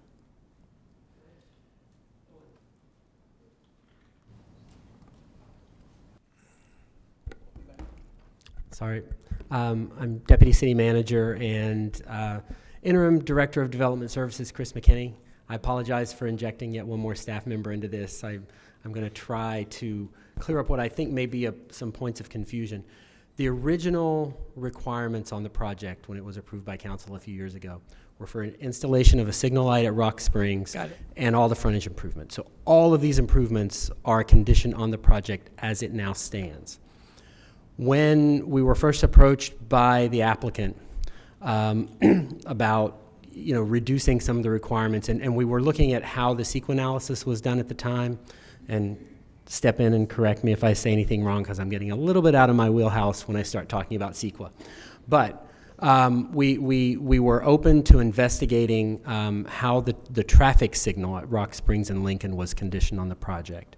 And we determined at that time that staff were open to recommending to council a fair share contribution rather than conditioning the entire cost of that signal. We felt like it was fair to the applicant and perhaps in the best interest of the city going forward in how we treat development applications to look at a fair share contribution. So, so that would have reduced significantly the cost on the applicant. They would still have to do, under that scenario at the time, they would still have to do the frontage improvements, but they would be relieved of most of the burden of the signal light at Rock Springs and Lincoln. Accepting, what is the fair share contribution? $78,400. $78,000. As we further discussed these options with the applicant, and looking at what was in the best interest of the city still very much needs that intersection to be signalized at Rock Springs and Lincoln. But there was no funding to do that. And so what we proposed to the applicant, and at one point, I believe we thought we had agreement from the applicant to, rather than have the applicant pay only a fair share of Rock Springs and Lincoln, we instead remove the condition for the frontage improvements, which you've already heard discussion of why that's not really important for the city to have done now, to excuse that and instead have that signal at Rock Springs and Mission built. And the reason I'm walking through all of this step by step is I don't want there to be confusion that the staff option somehow ignores the fair share contribution. The staff option started with the fair share contribution, but that fair share contribution would not get the signal built. And so in the interest of getting the signal built, we shifted the burden on the property owner away from the frontage improvements, which really don't benefit the city, and back onto the signal. And so the difference between the fair share contribution and the full cost of the signal is in the neighborhood, not exactly, but in the neighborhood of the relieved cost of the frontage improvements. And so that's how we got to the point we are at tonight. And so I just wanted to walk through that step by step because I was concerned based on the discussion that there was some confusion about where the fair share was going and what happened to it. We are still recommending a fair share contribution. It's just built into the proposal that staff are proposing to the city council. So I hope that helps. Thank you. And with that in mind, let's say that city council was to go along with the light at at Lincoln and Rock Springs. What if the cost of that light is significantly higher than the approximately $500,000 that's estimated to put in? Who bears the burden above and beyond? So you're asking if our estimates of the cost of the light are too low. If they want it being too low. Yeah. Then as the proposal is made to the council now, the property owner would be, the applicant would be responsible for the cost of installing. I just wanted to clarify that. Thanks. Yeah. I guess one more question for clarification for that. If the city were to approve this with only the fair share, the $78,400, what are we losing then? If the $600,000 improvements don't matter really anyways and aren't of importance to the city and we just require that fair share, $78,400, what are we losing? So I want to interject here. Go ahead, please. The applicant came to the city expressing financial distress as he's articulated here about getting the project. So we were working with the applicant to create a scenario where it was feasible to get this. So I'm a little concerned about statements that the frontage improvement has no value to the city. It actually is valuable because it starts a process. That's how we get in our general plan to make these improvements. That's over time improvement. So I think I want to make it clear that we've been working with the applicant for a while. I thank you for your compliments to that.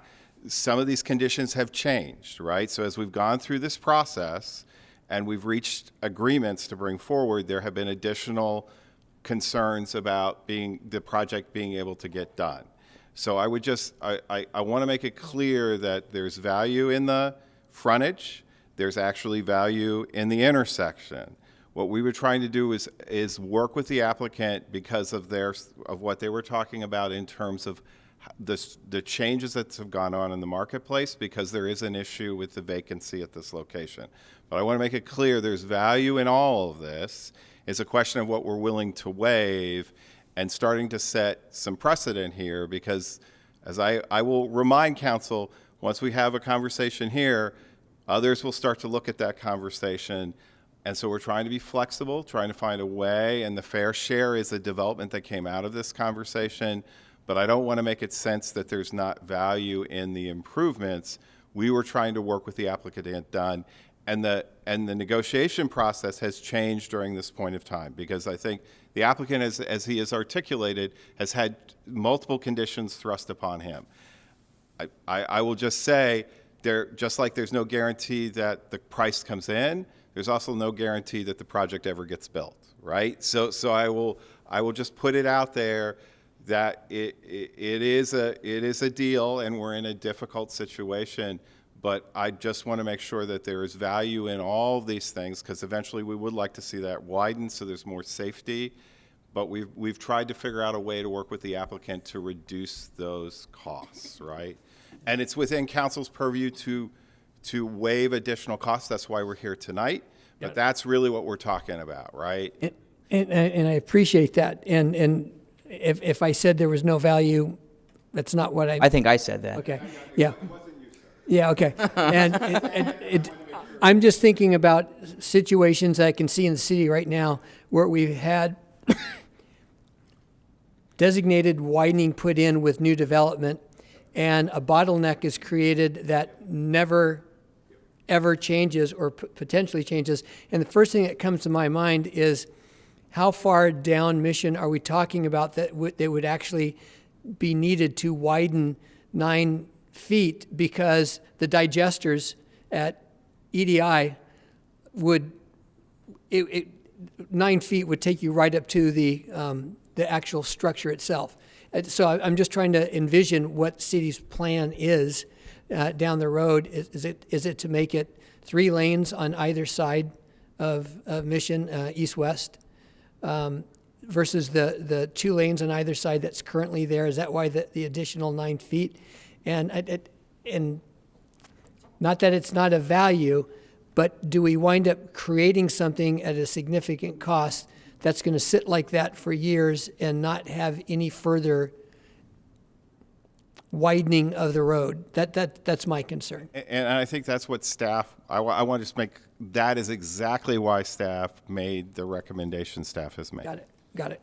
Okay. And so thanks for that clarification. In fact, since you're all taking responsibility for incorrectly saying that the widening didn't matter, I think I may have even implied that unintentionally. And I apologize for that, because that was not my intent either. It's simply that when we looked at, of these improvements, which would be most urgently needed for the city if we were going to remove the burden from the developer, which would be the most reasonable to do now in the interest of the city. And Mayor, to answer your question about the fair share contribution, if the council were to say that we take only the fair share contribution for that signal, then no signal would be constructed in the short term. Understood. And then that would also leave the project out of conformance with the general plan. Understood. Thank you. That and city manager's responses answered my question, so thank you. Go ahead. Thank you for the information. I had a question about the public comment that we received on this item. Before the signal was proposed as a need for that intersection, did we ever explore that other, like a bridge, a pedestrian bridge, to, regarding what the constituent mentioned? Have we explored that in that section? I'm just curious, because I know a lot of times we'll get suggestions from community members, but they're not engineers, right? So I'm wondering if that's something that we've explored in the past or not. I'm just curious. I don't know if we have that information. Yeah, if we don't know, we don't know. I'm just curious. Yeah, It's we've okay to not say no. explored it. Okay. In the ultimate, Rock Springs Road does get widened as to a collector someday, but the bridge is Caltrans, and got it. so that That's does create a bottleneck now, and will for until I think they would widen that. Okay. As far as the traffic signal, it was analyzed, in the traffic study with the signal and without. Got it. And it does show, right now that intersection operates at F in all directions, and it goes to, I believe, B and C.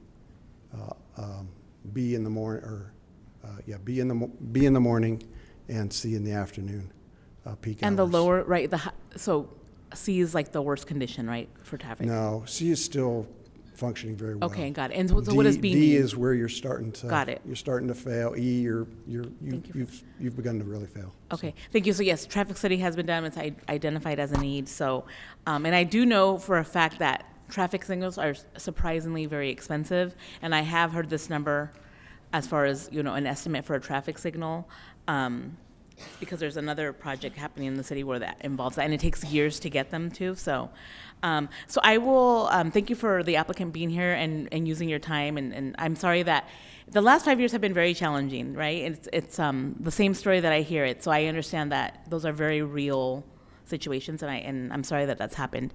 I'm going to support staff's recommendation as stated on the screen, and if that is what is, I guess I'll motion. Can I motion to support staff's recommendation to adopt resolution number 2024-183? Okay. I'll second that. Any other discussion? Yeah, I'm with this proposal, again, based upon the question I asked and not knowing what the costs are for the traffic signal, what they could potentially be today versus what they wind up being. I'm not in favor of allowing or creating a situation where it's an open check. It's like, oh, we were wrong, it's really $1 million, so now you're on the hook for $1 million. So, I mean, there seems to, if that's the way the council majority wants to go, there needs to be a set determined limit as to what that is, and it can't be going on ad nauseum based upon whatever the rising costs are of the signal. That's my opinion on it.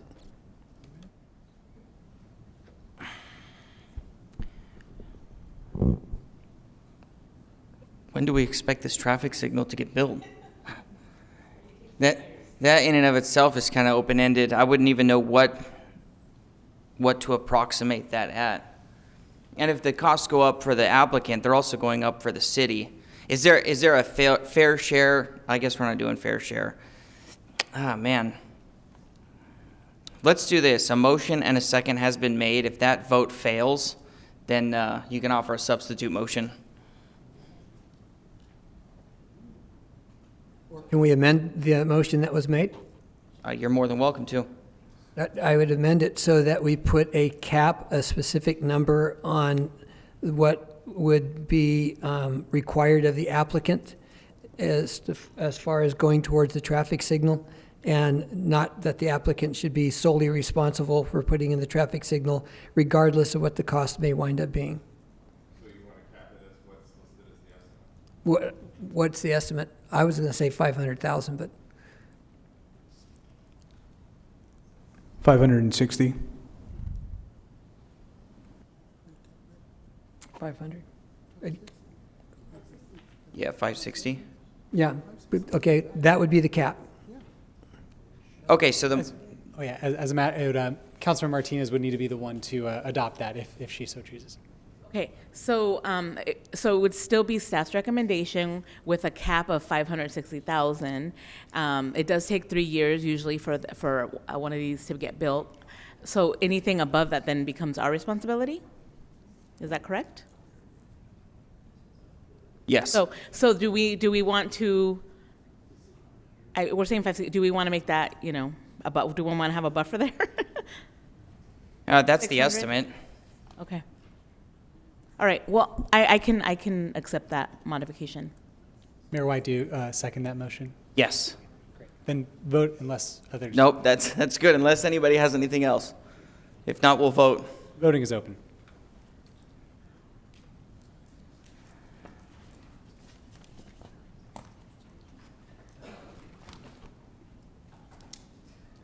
Motion approved for 1, Councilmember Christian, or Deputy Mayor Christian Garcia, no.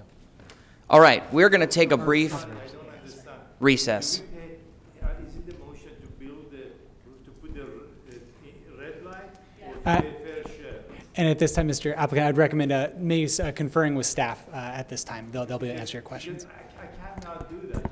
I can't do the fair share. Understood. Yeah, if you speak with the applicant, Mr. Applicant, you can speak with the staff outside in the lobby. Yeah.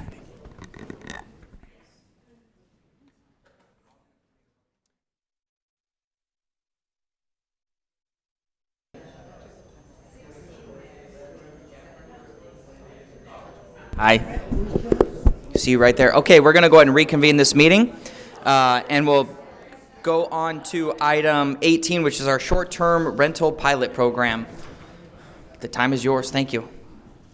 Good evening, Mayor, Deputy Mayor, and City Council members. My name is Jennifer Shenik, Director of Economic Development, and I am here with my colleague Pedro.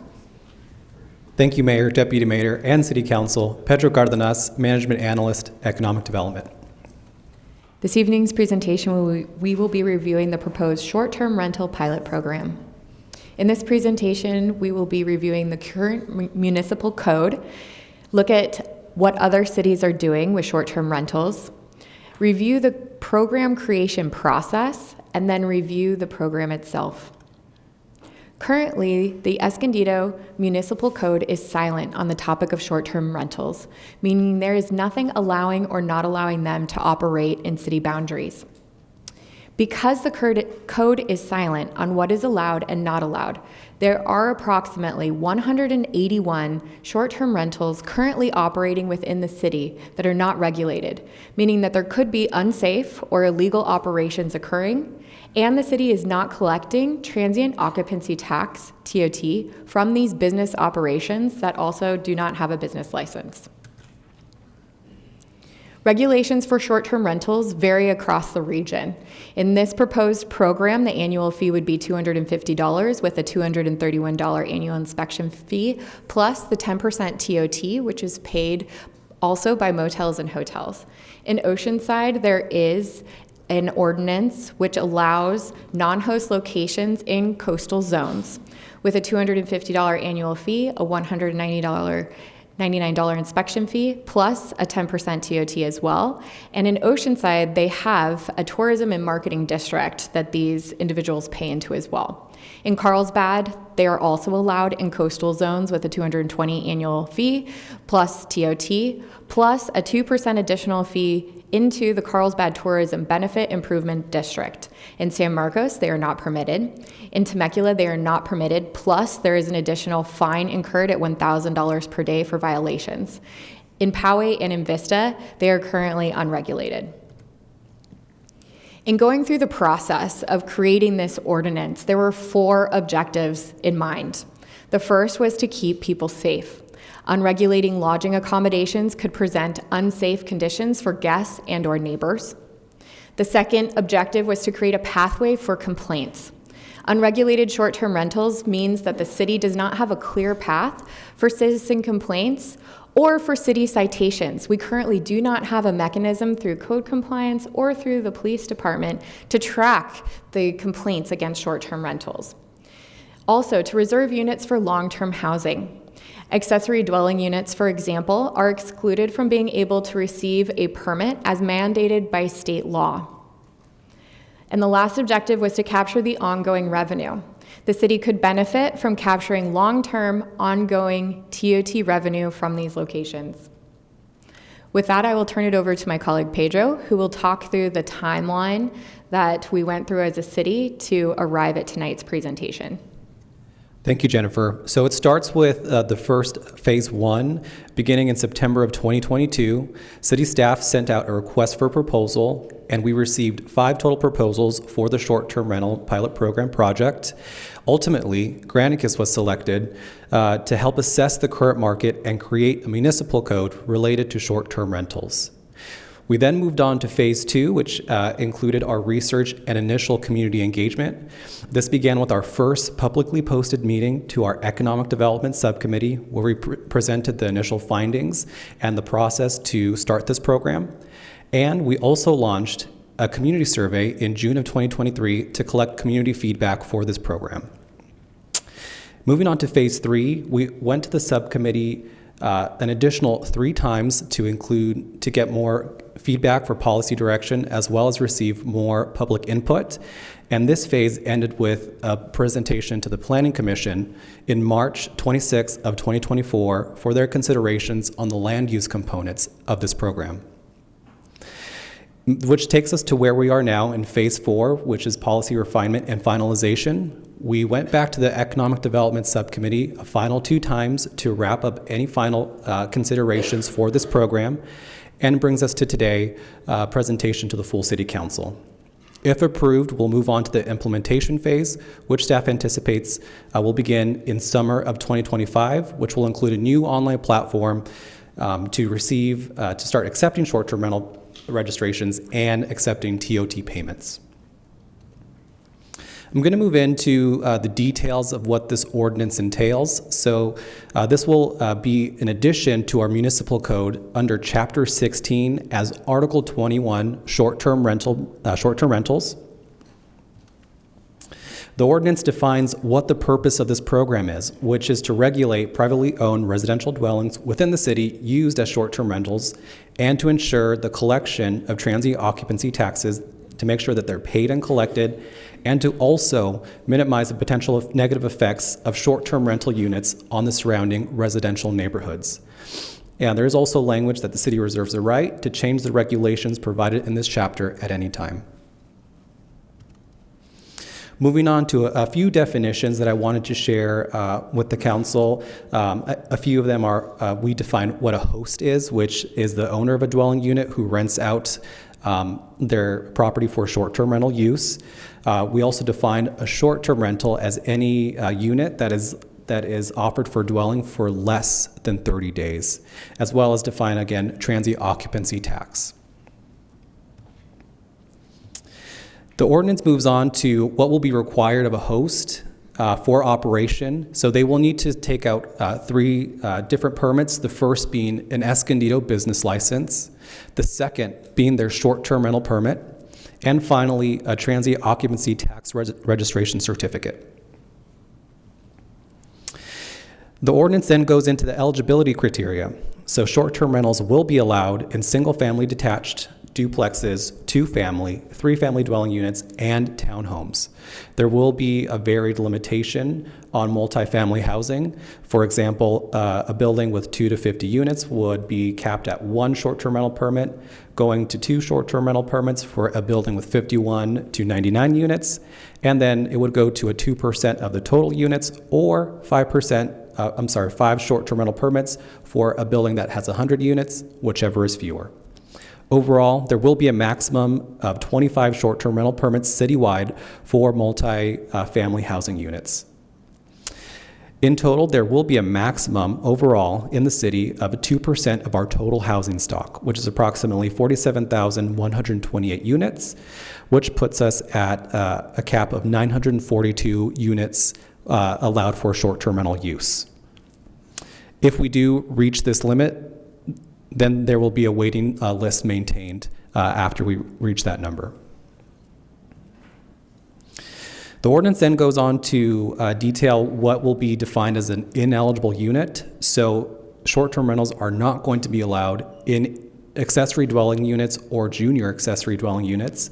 They're not going to be allowed in inclusionary housing or other income-restricted units, as well as units created using an SB 9 application. Furthermore, no short-term rental permits are going to be issued for any housing unit if that unit's parcel is within 500 feet of a parcel containing a school. And that is going to be measured by our own city GIS map system.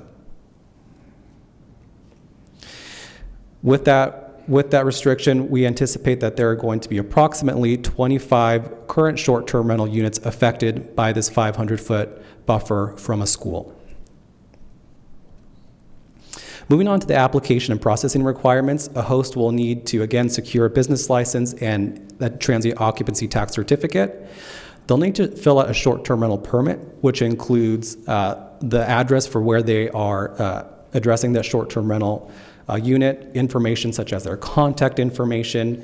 They must also designate a responsible contact person, and they need to sign an acknowledgement of all of the legal details, make sure they comply with safety requirements, insurance, and adherence to the regulations. And they must also attest that their unit is not an ineligible unit. They must also pay the associated fees for their short-term rental application, and if there are any material changes, they must let the city know within 30 days. Before the city issues a short-term rental permit, the city will inspect that unit just to make sure that everything is in compliance with this chapter. Moving on to the expiration and renewal portion. So short-term rental is only valid for the same duration as their associated business license. It is non-transferable and it's tied to the original rental site, and it will automatically expire upon property sale or transfer. In order to renew their application, a host will need to pay their registration renewal fee and get another transient occupancy tax remittance. They must also not have any outstanding code violations, or else they will not be able to renew their short-term rental permit. And they must renew their short-term rental permit within 30 days of their application being expired. Moving on to the operational requirements of what we will require of short-term rental hosts. A host must be responsive and they must designate a responsible contact person that will be available 24 hours a day, 7 days a week to respond within 1 hour of complaints regarding occupants or their guests' conduct. And it must be a prompt response for any kind of loud or unruly noise, disturbances, disorderly conduct, or any other violations. When it comes to advertising, they may not advertise a booking in violation of this chapter, so they cannot advertise a short-term rental unit if they don't have a permit. They must also display within their short-term rental unit their city-issued short-term rental unit number. That way their guests know that it is approved for short-term rental use. There is an occupancy limit of a maximum of 2 guests per bedroom plus 2 additional guests for each short-term rental, and hosts are limited to 1 booking per property per day. And guests will be limited to only the on-site parking spaces associated with that unit approved for short-term rentals. Continuing on with some other operational requirements, the host must not disrupt the residential neighborhood's character, must stay in compliance with municipal code provisions, including noise and property maintenance. They must also provide adequate waste, recycling, and organics as defined in our municipal code. And a short-term rental permit is strictly for overnight lodging. It's prohibited to have events such as weddings, banquets, or any other personal or corporate events. When it comes to property use, short-term rental activity in areas will not be approved in areas such as vehicles, sheds, trailers, garages, or any kind of temporary structures. And the last of the operational requirements, a host will need to display within their rental unit their short-term rental permit number, the contact of the host or the responsible contact person.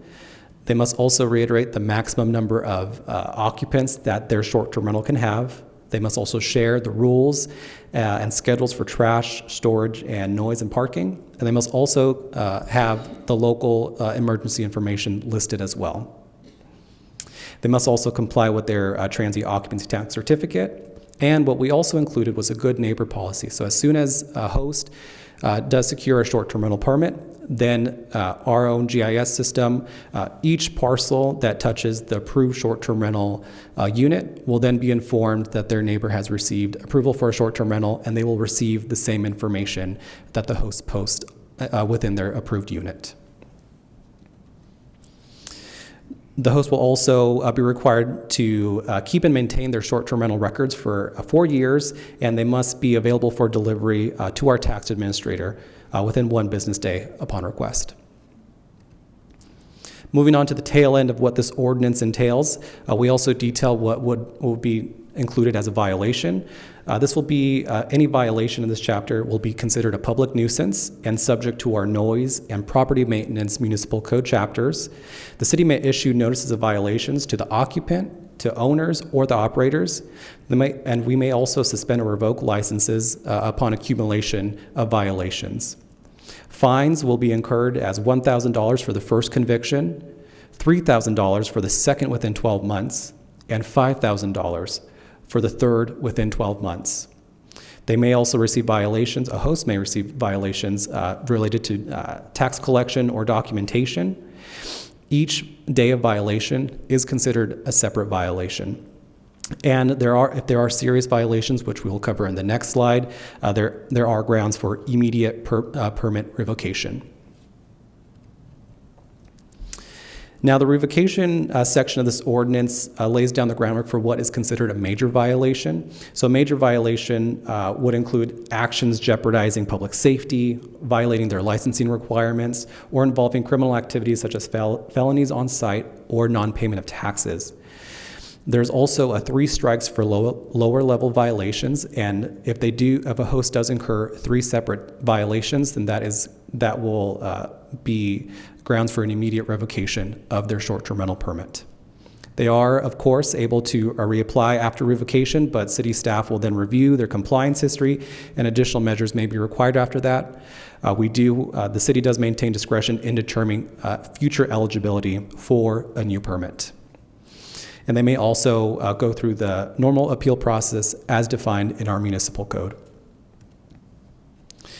Wrapping up this ordinance overview, we do end with the program review in the ordinance. So if the total number of short-term rental permits in the city equals or exceeds 250, and then for every 250 thereafter, the city manager or their designee will then report back to the city council on the impacts of short-term rentals and the efficacy of the compliance efforts here in Escondido. And lastly, unless otherwise extended by the city council, this ordinance will expire and no longer remain in effect as of 3 years from the effective date. And we anticipate that the effective date of this program is July 1st, 2025. In conclusion, the recommended action is to adopt ordinance number 2024-07, which establishes the short-term rental pilot program, as well as adopting resolution number 2024-181, which establishes the fees associated with the short-term rental pilot program. Thank you for your time. Thank you both. We'll go ahead and move on to public comments. Yes, we have a number of speakers on this item. Our first speaker is C. Lu. Yeah.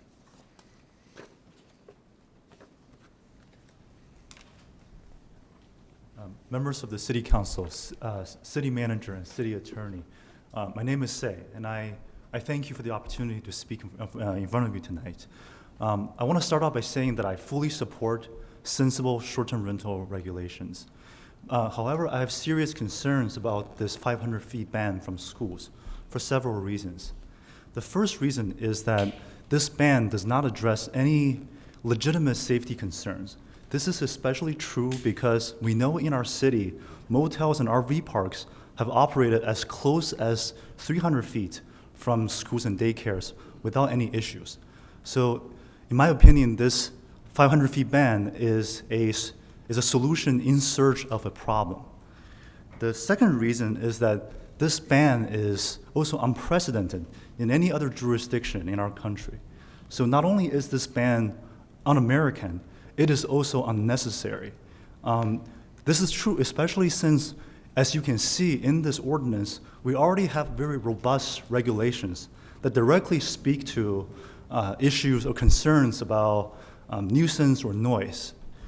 So that's the second reason. The third reason is that I believe by the city's own research, implementing this ban will actually wipe out 25 short-term rental properties in our city.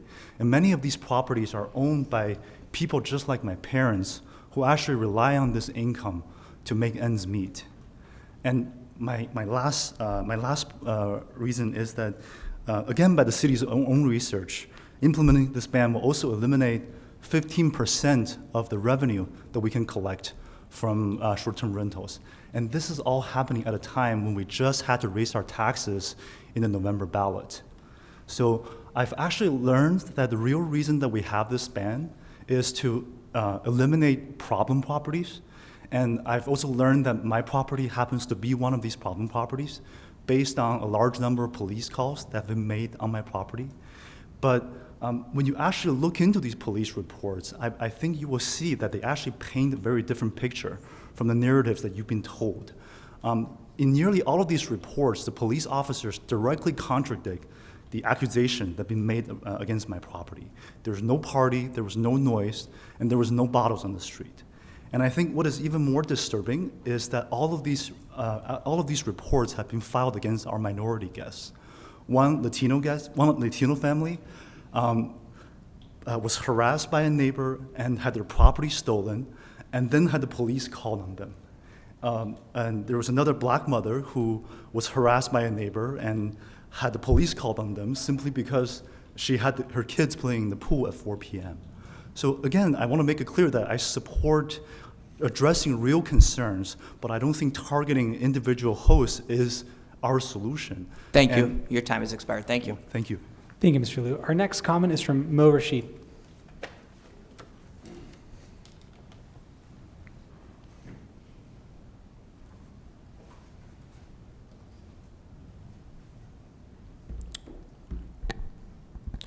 Good evening, council members.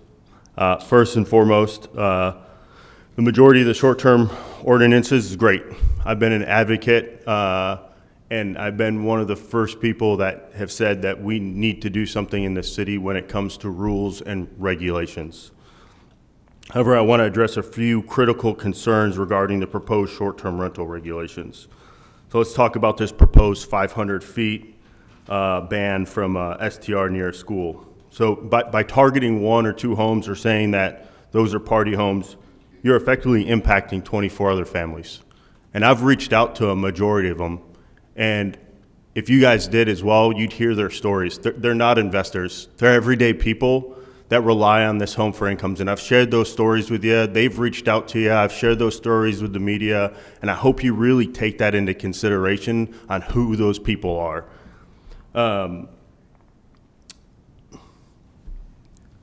By focusing on rules like the quiet hours, the occupancy limitations, the number of cars that are allowed on a vehicle, I've shared with you guys numerous times stricter regulations that you guys are implementing today.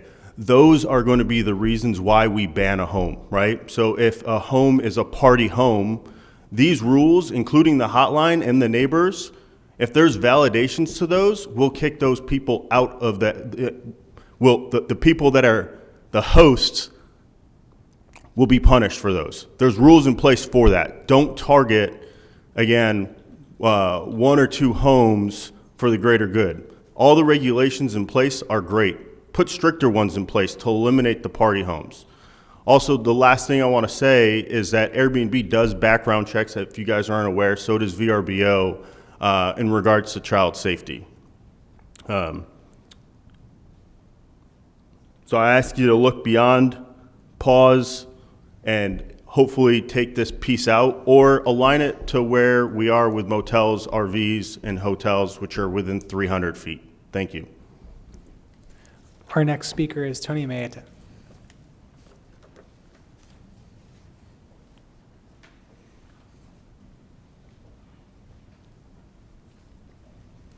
Good evening. I'm a homeowner here in Escondido, and 6 years ago I moved here with my family, and we came here to continue our dream of home ownership, something I never thought I would realize as a child of underprivileged family. But I've done so through a lot of hard work and perseverance. One of our children happens to be disabled and isn't able to work full-time. She's an adult now. She's gotten a job part-time, but we're very concerned for her future. So we thought a good solution might be to build an income suite as part of our home. So we started this income suite about, I think it was around 2020, around the time that pandemic started. And so after 3 years of challenges, delays due to the pandemic, labor shortages, inflation, we completed the garage conversion in 2023. All of those factors, along with rising interest rates, left my family struggling to meet payments, and we found short-term rentals might be a good way to help make up some of those losses that we incurred and budget overruns we had. Since we started the short-term rentals, we've hosted over 100 stays. 100 people have stayed in our place. We've maintained a 5-star rating. We've met some good goals for income, and our guests have been pretty cool people, pretty amazing people who stayed there. We've had some guests that included a recurring visitor that her father was in memory care near our home in his final days. They stayed 3 times over several months so they could be close to him and be comfortable and not be stuck in a hotel or impersonal place. They wanted to stay at our place because it was close by and it very comfortable for them. our rental has attracted visitors to local small businesses, restaurants, attractions like the Safari Park, aka the Wild Animal Park for Escondido, the Center for the Arts, Grand Avenue, and we're helping to support the city's economy. Concerns about noises, disturbances, all the things brought up by the neighbors are valid, but Airbnb has tools in place. They have a zero tolerance for parties. People are banned from the platform. I work with organizations that help host to solve these types of problems. Overall, these ordinances will end businesses like mine and Say's, and I think we can, as hosts, come together to help resolve some of these problems without non-business friendly ordinances like what we're looking at. So I'm just asking for maybe a little more time, talk to more hosts, learn more about Airbnb, and see we're really not bad people. We're regular people trying to support our families and their futures. Thank you. Our next speaker is Michael Baer.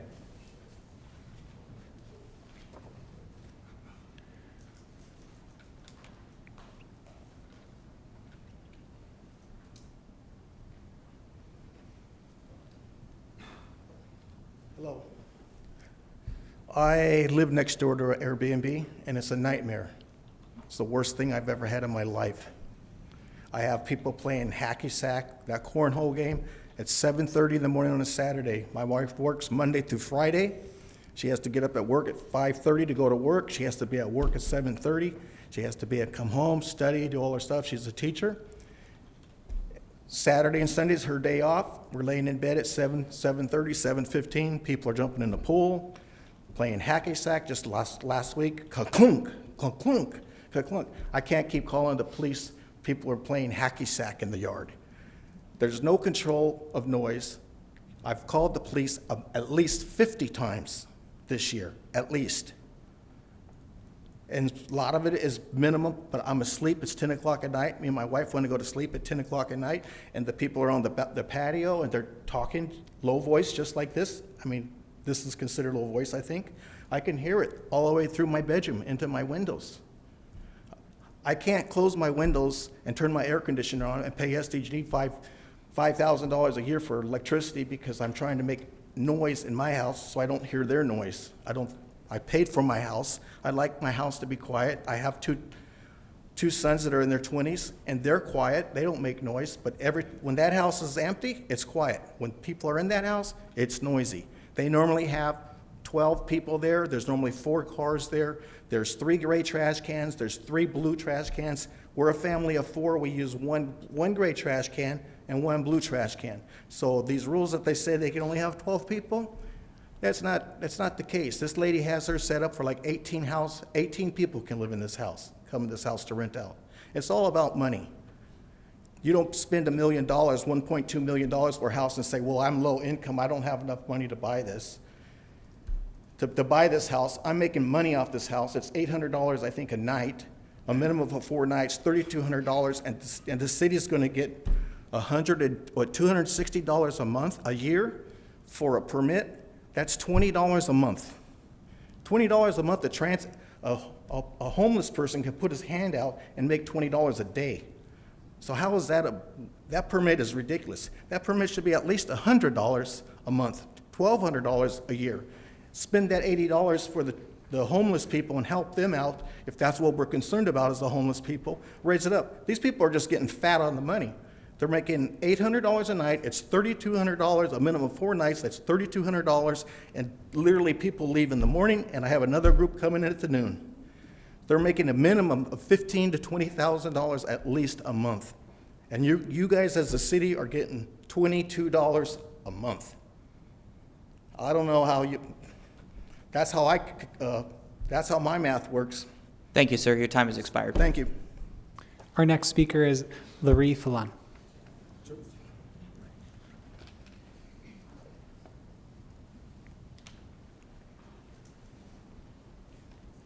Hello, thank you. Our short-term rental supports our family despite the never-ending rising costs. We invest in our kids' education, activities, and their future. The proposed ordinance severely limits this in autonomy in managing our own property. The council priorities are improve public safety, increase retention, and eliminate structural deficit, and I'll focus on the latter. There is a lack of data to substantiate the program's ability to cover expenses. How is the $200,000 or $280,000 revenue determined? Is it based on tax of current rentals or future projections? Current rentals are of 181 or 0.4% of housing and well below the 2% cap. And more importantly, software program costs, labor, consulting, administration, basically all the expenses have been left out. Are permit fees covering all of this? And if so, what is that forecasted amount? Full understanding of the net financial impact for all parties needs to be clearly communicated prior to any outcome. The excessive fees will decrease local business revenue. With business license fees, permit fees, inspection fees, and transient tax every year, how many rentals will be able to continue, remain profitable, or even eligible? And what about the business they bring to our community that will be lost? And also note that none of the city comparisons presented earlier require a business license. Business license fees are on gross receipts of the Schedule C. Small operators such as us, we have one unit within our home, very small, report rental income as passive activity on our Schedule E. We do not report as business, so I don't understand why a business license is required. Long-term rental income is also passive and doesn't need a business license. What is the reason the city would deviate from how the IRS sees this income? This leads to my next point regarding different types of short-term rentals, which have not been addressed, where owners live on site or they're within the home. They rent it for 2 weeks in a year, or they're long-term rental for most of the year, half of the year. Why are they facing the same requirements? They can't absorb the big increases as large operators. Yes, there are some that are making an exorbitant amount a night, but that does not apply to all short-term rentals. Many cities waive or reduce fees and requirements for these. With all of these fees, the transient tax of 10%, and there's an additional 15% state tax that's coming on next year, will severely hurt short-term rentals. Personally, it's about a 50% decrease in our income, which I shared at the Planning Committee earlier. Has the city looked into financial distribution available from the state with the additional tax? Article 11, Section 7 of the California Constitution states local agencies have the authority to charge fees as long as they are reasonable. Is a 50% decrease in income due to new taxes and fees reasonable? I may not have much of a voice at the state level, and certainly even less at the federal level, but I come here today hoping that I have a voice. The decisions you make greatly impact myself and the livelihood of others. It is clear that the proposed ordinance is unfairly biased towards hosts, and it's missing key information. As designed, it will only succeed in creating financial and operational burden, especially to small operators. The excessive costs and oversight will greatly reduce short-term rentals in our area, and yet is another example of the city not thoroughly investigating an issue and exploring all options that best serve all members in the community. Thank you. Your time has expired. Thank you. Thank you. Our next speaker is Tyler Fallon.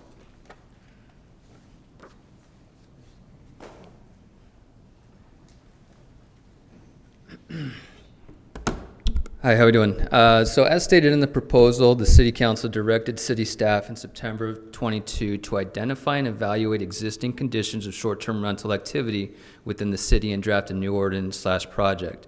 In the time they conducted a survey which lasted 18 months with a grand total of 184 respondents, a little over a 10 response a month from previous meetings, it was identified that they spoke with Airbnb representatives and other surrounding city staff who have language governing short-term rentals, as I think they showed in their presentation.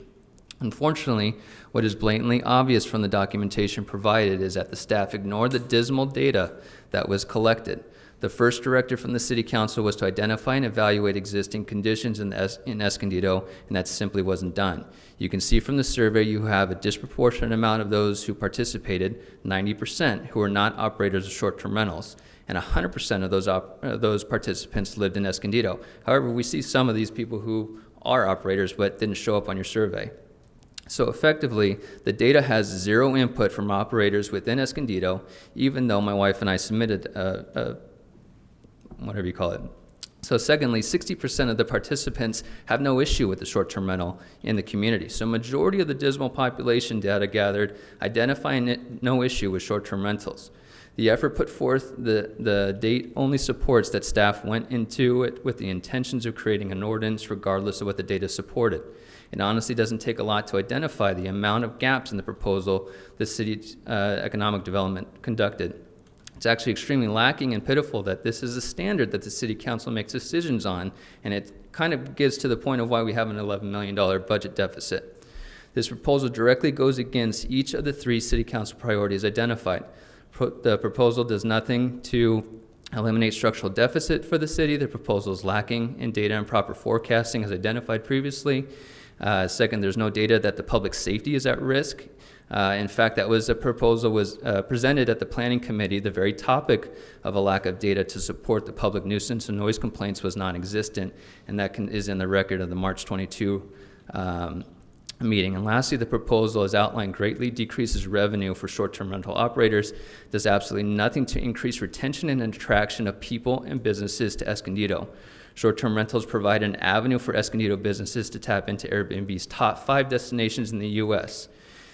People, when they think of San Diego, do not immediately know of or think of Escondido. However, the units such as ours provide a unique experience in a safe, quiet neighborhood with an affordable price that may have the opportunity to explore San Diego County, which Escondido becomes the beneficiary of.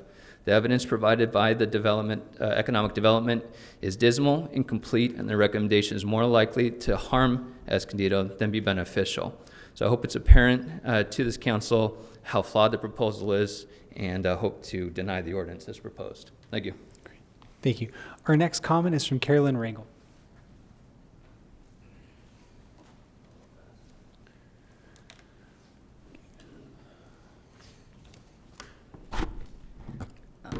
Listening to today's council meeting, I see a common thread of affordable housing or housing and safety for our community. I oppose STRs for the one reason is that our area was not zoned for transient housing. It was zoned for neighborhood living. And that's throughout Escondido. Any place that has residential zoning should keep it residential. However, if the city moves forward in the STR proposal for temporary test pilot, then I am for the banning of any STR 500 feet or more from schools. My concern is that this gentleman said that Airbnb vets the guests, but I don't think they vet them 100%. He has 66 STRs operating in San Diego County with 24 in Escondido, 2 of them being in our residential area, which is, are we going to look at the community well-being versus money? I'm a longtime resident. Our neighbors are a longtime resident. There's very little movement. Everyone knows each other. We feel secure with each other. But with STR by our house, we never know who's going to be there. There's 10 trash cans out at one time. They're parking in the street. They're making a lot of noise. Arcades are going. My concern is for the children in our community, and we have a large community of children. We also have a large community of seniors who have made this as their primary home, and they have no intentions of moving. So I'm hoping that we make the right decision for our community's well-being rather than for the money. Thank you. Our next speaker is Kate Hess.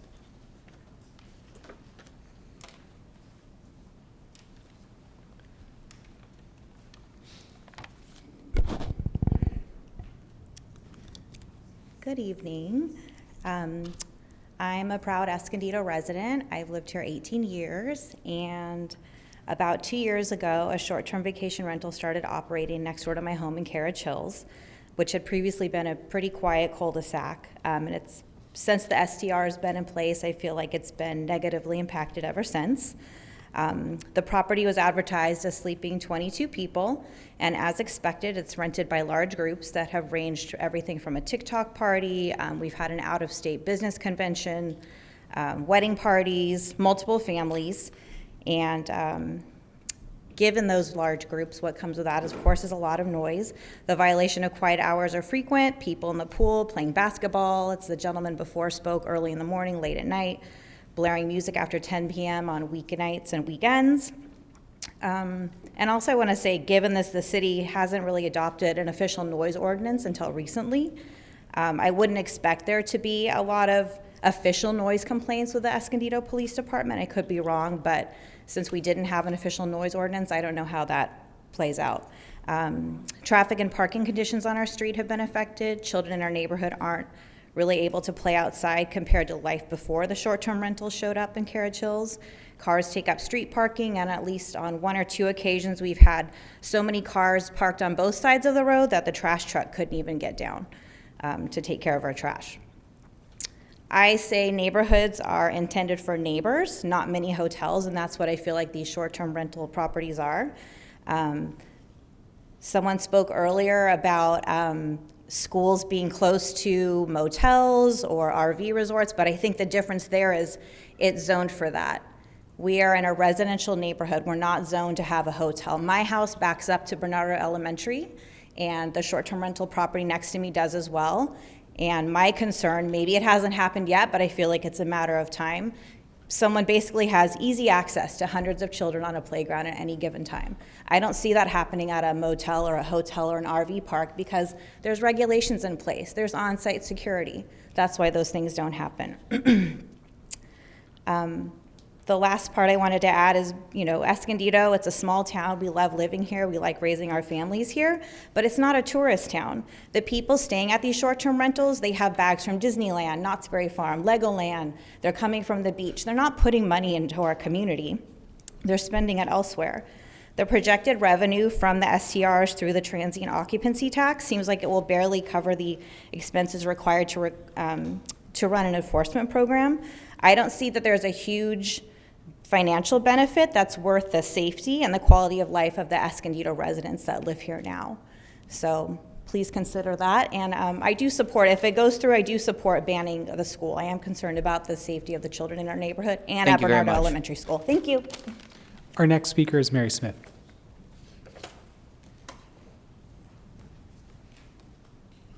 Thank you, Mayor and council members. My name is Mary Smith.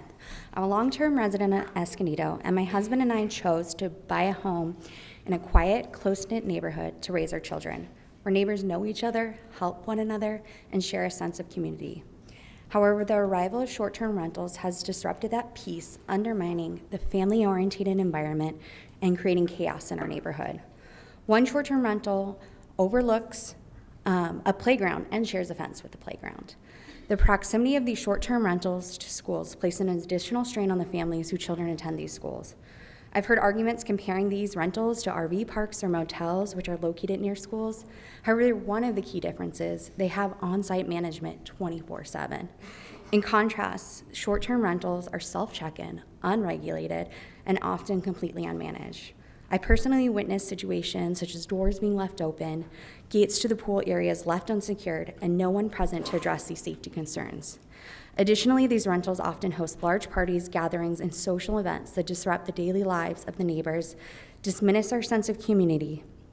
Escondido already faces significant challenges, and the introduction of these unregulated short-term rentals has placed additional strain on our police and city resources. Based on the last proposal I've seen from the city plans to add an additional 6.5 staff members, new code compliance vehicles, and a platform to manage these short-term rentals. Based on the city's estimates with the revenue from the TOT tax, the program will still require the city to subsidize $155,000 annually to fund the new headcount and resources. And again, these are estimates that were presented at the Economic Subcommittee meeting. This raises concerns about whether the benefits justify the costs. Furthermore, short-term rentals worsen our city's housing problem. These properties take homes off the market for long-term residents, families, increasing pressure on already strained housing supply. While I understand that an outright ban on short-term rentals may pose challenges and cost, I urge the City Council to prioritize the needs of Escondido residents. At the very least, I ask if you go forward with piloting program to manage these rentals effectively and keep the ban of 500 feet from the schools to protect our children. In long term, stricter oversight or even elimination of the short-term rentals would better serve the interest of the neighbors and families in our community.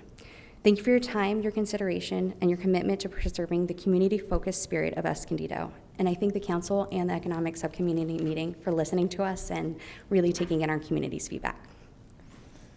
Our final speaker is Zach Chen.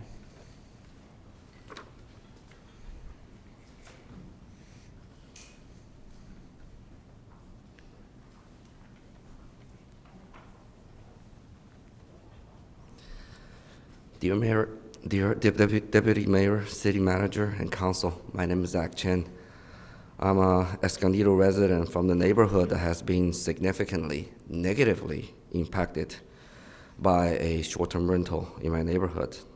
I have the first-hand experience with the noise and the danger that the short-term rental SDR has brought to the neighborhood.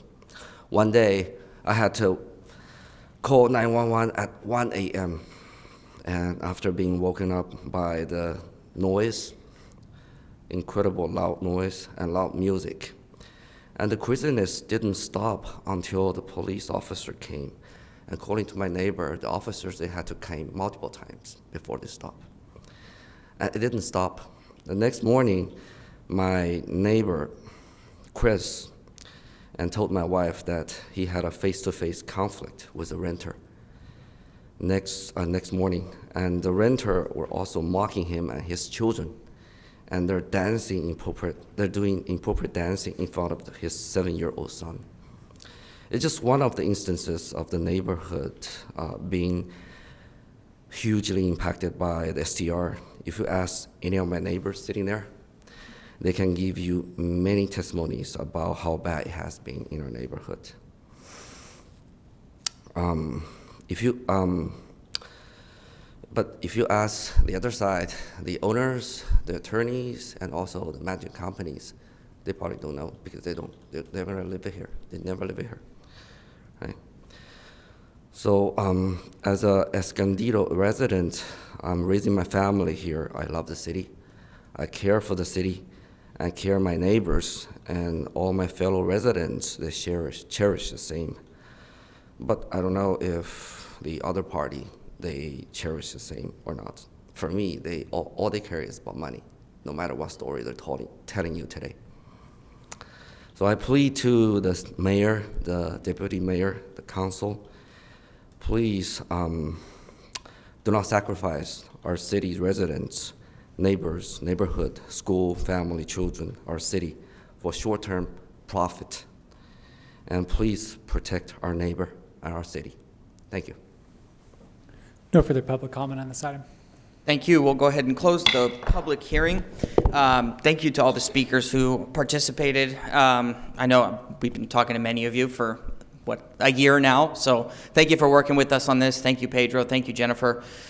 During my campaign, it's interesting. People come to you with all kinds of things. Number one was obviously homelessness, but right up there in the top 3 or 5 things was short-term vacation rentals. Just members of the community who were fed up, who had lost the right to live peaceably on their property. And it was good to know as soon as I started on the Economic Development Subcommittee, you guys had already initiated finding a consultant, and I will say I have enjoyed working with that consultant. I also appreciate Airbnb for taking the time to meet with us and support regulations. This whole process has been about finding balance. For me, banning short-term vacation rentals was never on the table. I think there are some legitimate purposes. I think you have to take into consideration private property rights. I do know people rely on this for their income. And at the same time, you can't have the Wild West. And in the city of Escondido, in order to do business, you have to have a license and any permits associated with that business.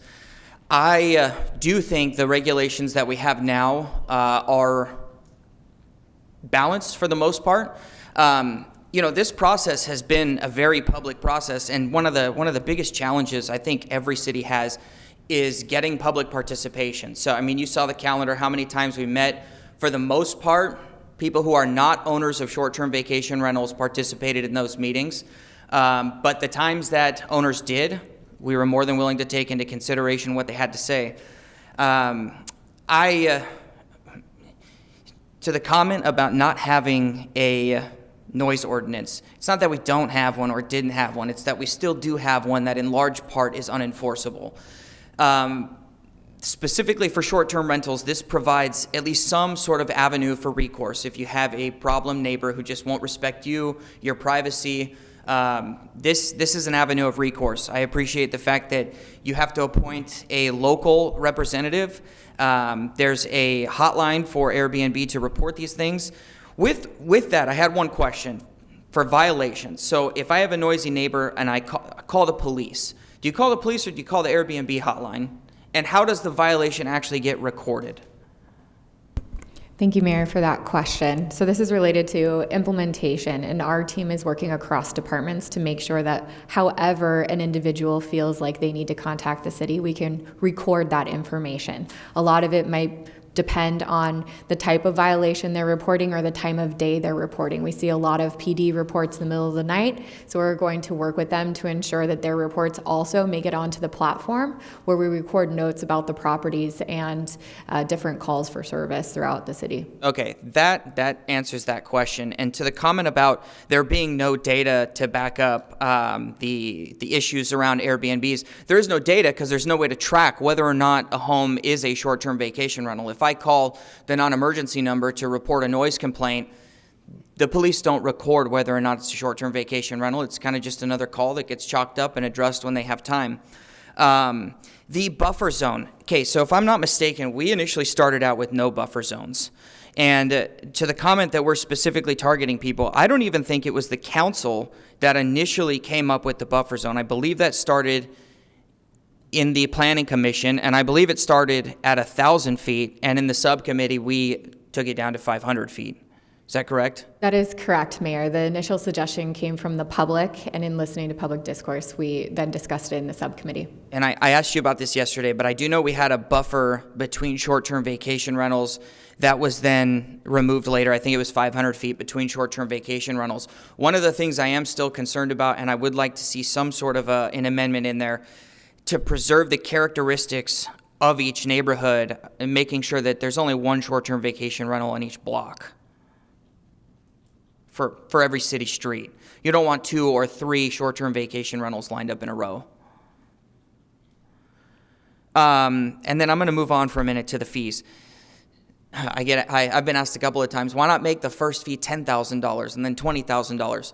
And I was wondering if the city attorney wouldn't mind explaining how we calculate fees and what we are allowed to charge and are not allowed to charge. Well, for the fees particularly, I'm going to talk about fines and fees differently. For the fees, we need to only charge what the actual costs of the city are. So there was a great deal of effort put into figuring out how much it's going to cost us to review applications, do all the background, do inspections. That's an actual cost recovery. Anything beyond that would be a tax on the property owner. So that's where those numbers come from. With respect to the fines, those are fines that we think would be sufficient in order to grab the attention of somebody. But just remember as well, it's not just the monetary fines that are included in the short-term rental ordinance. We have a whole palette of different kinds of enforcement options. We can bring temporary restraining orders. We can bring civil injunction actions. We can do a lot of things. So the fine is getting the attention. The balance of those enforcement efforts, like civil injunctions, restraining orders, and so forth, are really what may, if you can't get action from the penalty, then we would be working for doing something like that. So does that help answer your question? Yeah, good enough anyways, thank you. So with that being said, I am in support of the regulations. I do want to hear what my colleagues have to say. And would you like an opportunity to go next?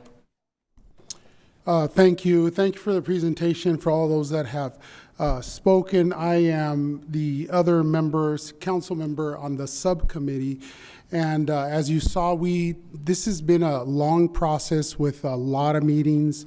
When I was elected back in 2020, one of my promises that I brought forth to the community was that I would be available to the community, and I would set up my little booth at fairs and things. And one of the first times I had community members coming to talk to me about short-term rentals. And that's how it all started for me, those questions. And that was before the mayor got elected. And I began to ask questions regarding that. And I came to understand that Escondido was completely unregulated when it came to short-term rentals. We began to understand and hear the stories about the loud noise, the parties, the parking issues, about street racing, and I just wonder if these things were happening, and all these rules were already in place with the Airbnb and the other platforms that are used, why won't those rules being enforced and stop those things in the community, in those communities? When we did discuss the 1,000 feet, and that did come from the community. I remember that specifically. And we said, okay, 1,000 feet, 500 feet, 0 feet, and we had various discussions regarding that. And one of the issues that I brought up was, well, sex offenders, are they allowed? I knew the answer. Are they allowed to live, close by schools? And city attorney explained that no, that there are regulations about that, there are laws about that. And then I proceeded to ask, in protection of the children, well, how could we ensure that the short-term rentals could not rent to to sex offenders? And that went back to the city attorney's office. They looked into that and came back and explained to us that that would be something that would likely not be able to be done in that manner. So our pretty much only way in which we could provide some protection for the children was providing this amount of feet, this buffer zone of 500 feet. We felt that 500 feet was a reasonable amount of feet to keep the children, these students in our community protected. So we went ahead and recommended those 500 feet.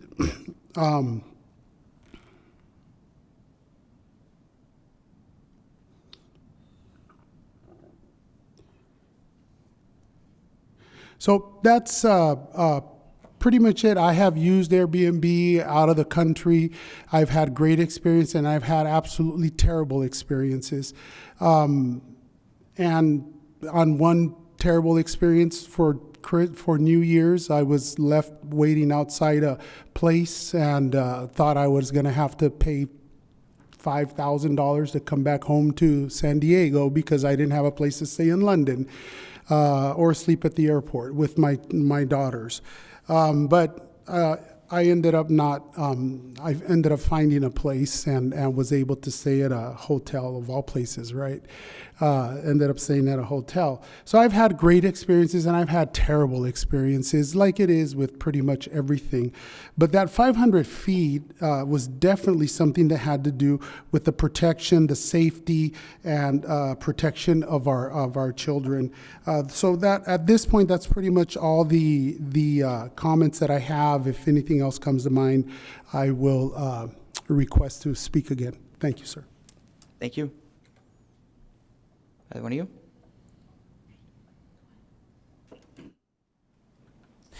Thank you so much for the presentation. Thank you, everybody who spoke as well. I have two questions, and I'm sorry to put you on the spot if you don't know. I'm sorry, but they're very specific, and it has to do with some questions that were raised. Do we have a projected income? I think the number was said earlier of between the fees and the TOT as well.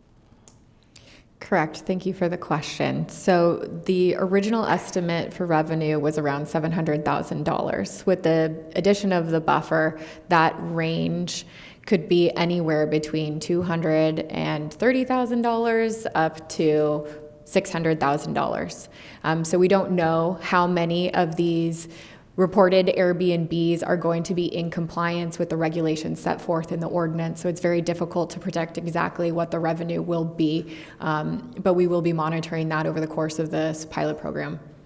Perfect, thank you. And the second question is, I know you guys did extensive research on this.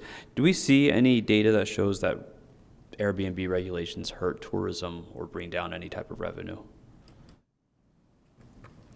So in general, when it comes to research about the effects of short-term rentals on a community, any effort to attract tourism to a community provides economic benefit in the form of visiting local retail establishments. All right, that's it for me. Thank you guys so much. Appreciate it.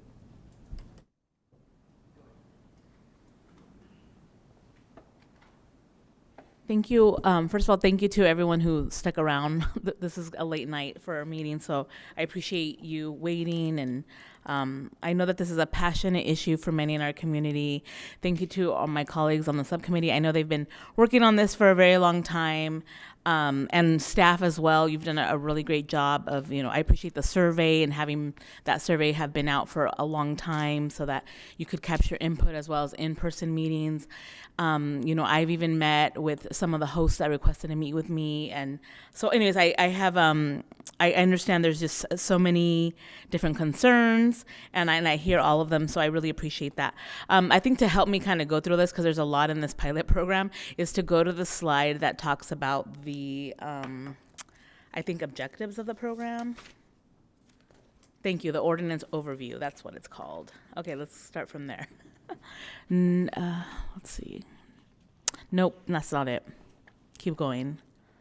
No, okay, keep going.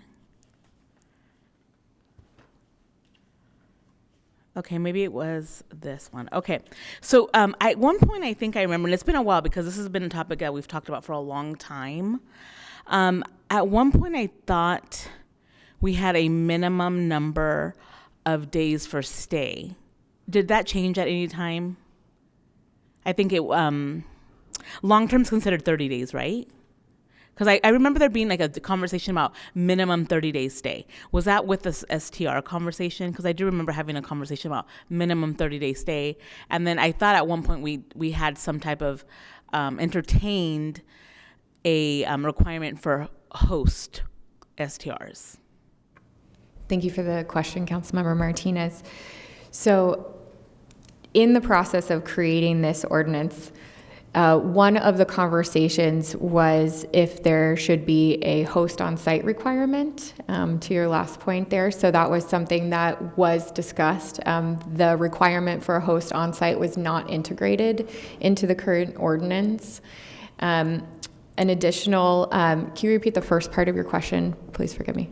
I remember a conversation about minimum 30 days stay. Correct, that's it. So a short-term rental is defined as a stay under 30 days. Longer than 30 days, it would be a regular rental. So there was a discussion about if there would be a requirement for a minimum number of days rented out. And that conversation really became salient when we were talking about potentially implementing a buffer between the rental units, between the short-term rentals, because that system would have been a first-come, first-served basis for permits. And so we had a discussion about how do you mitigate against an individual pulling a short-term rental permit with the intention of preventing a short-term rental in a neighboring property. So that at that point, when we were discussing a potential buffer between short-term rentals, is when we had the conversation about requiring a minimum amount of nights per year. And so since we removed that requirement of a buffer between short-term rentals, we did not implement or suggest a requirement between or for a minimum number of nights. Okay, so no requirement for hosts, no requirement for minimum number of nights, correct? In the current, okay. How about a cap? So an owner, an owner that owns, let's just say 10 properties and 5 of them would be, short-term rentals. Is there any kind of cap where one owner, no more than one owner property? Thank you for the question. So one owner could own multiple short-term rental properties in the current ordinance. And no cap? Correct. Okay. Thank you. That's helpful. Sure. The reason was we actually discussed that at length. Create an LLC, another one. Yes. There's really no way to regulate it. And that was thank you for bringing up LLCs, because that's another one of my questions. Requiring individuals versus LLCs, was that ever explored? Yes, the requirement for individuals to be the registered owners versus LLC was explored. The compromise that was created is that an LLC can register, and the affiliated owners or investors of that LLC will need to be listed on the application. And is there a reason why there was a compromise on that? What was the discussion? We heard arguments for and against having LLCs, and we felt that this was a way where an individual could, or a group of individuals could continue to operate with some legal protection on the property by removing themselves as the primary owner of the property. Thank you, that's helpful to know. Okay, and thank you, City Attorney. You made a distinction between fee versus fine.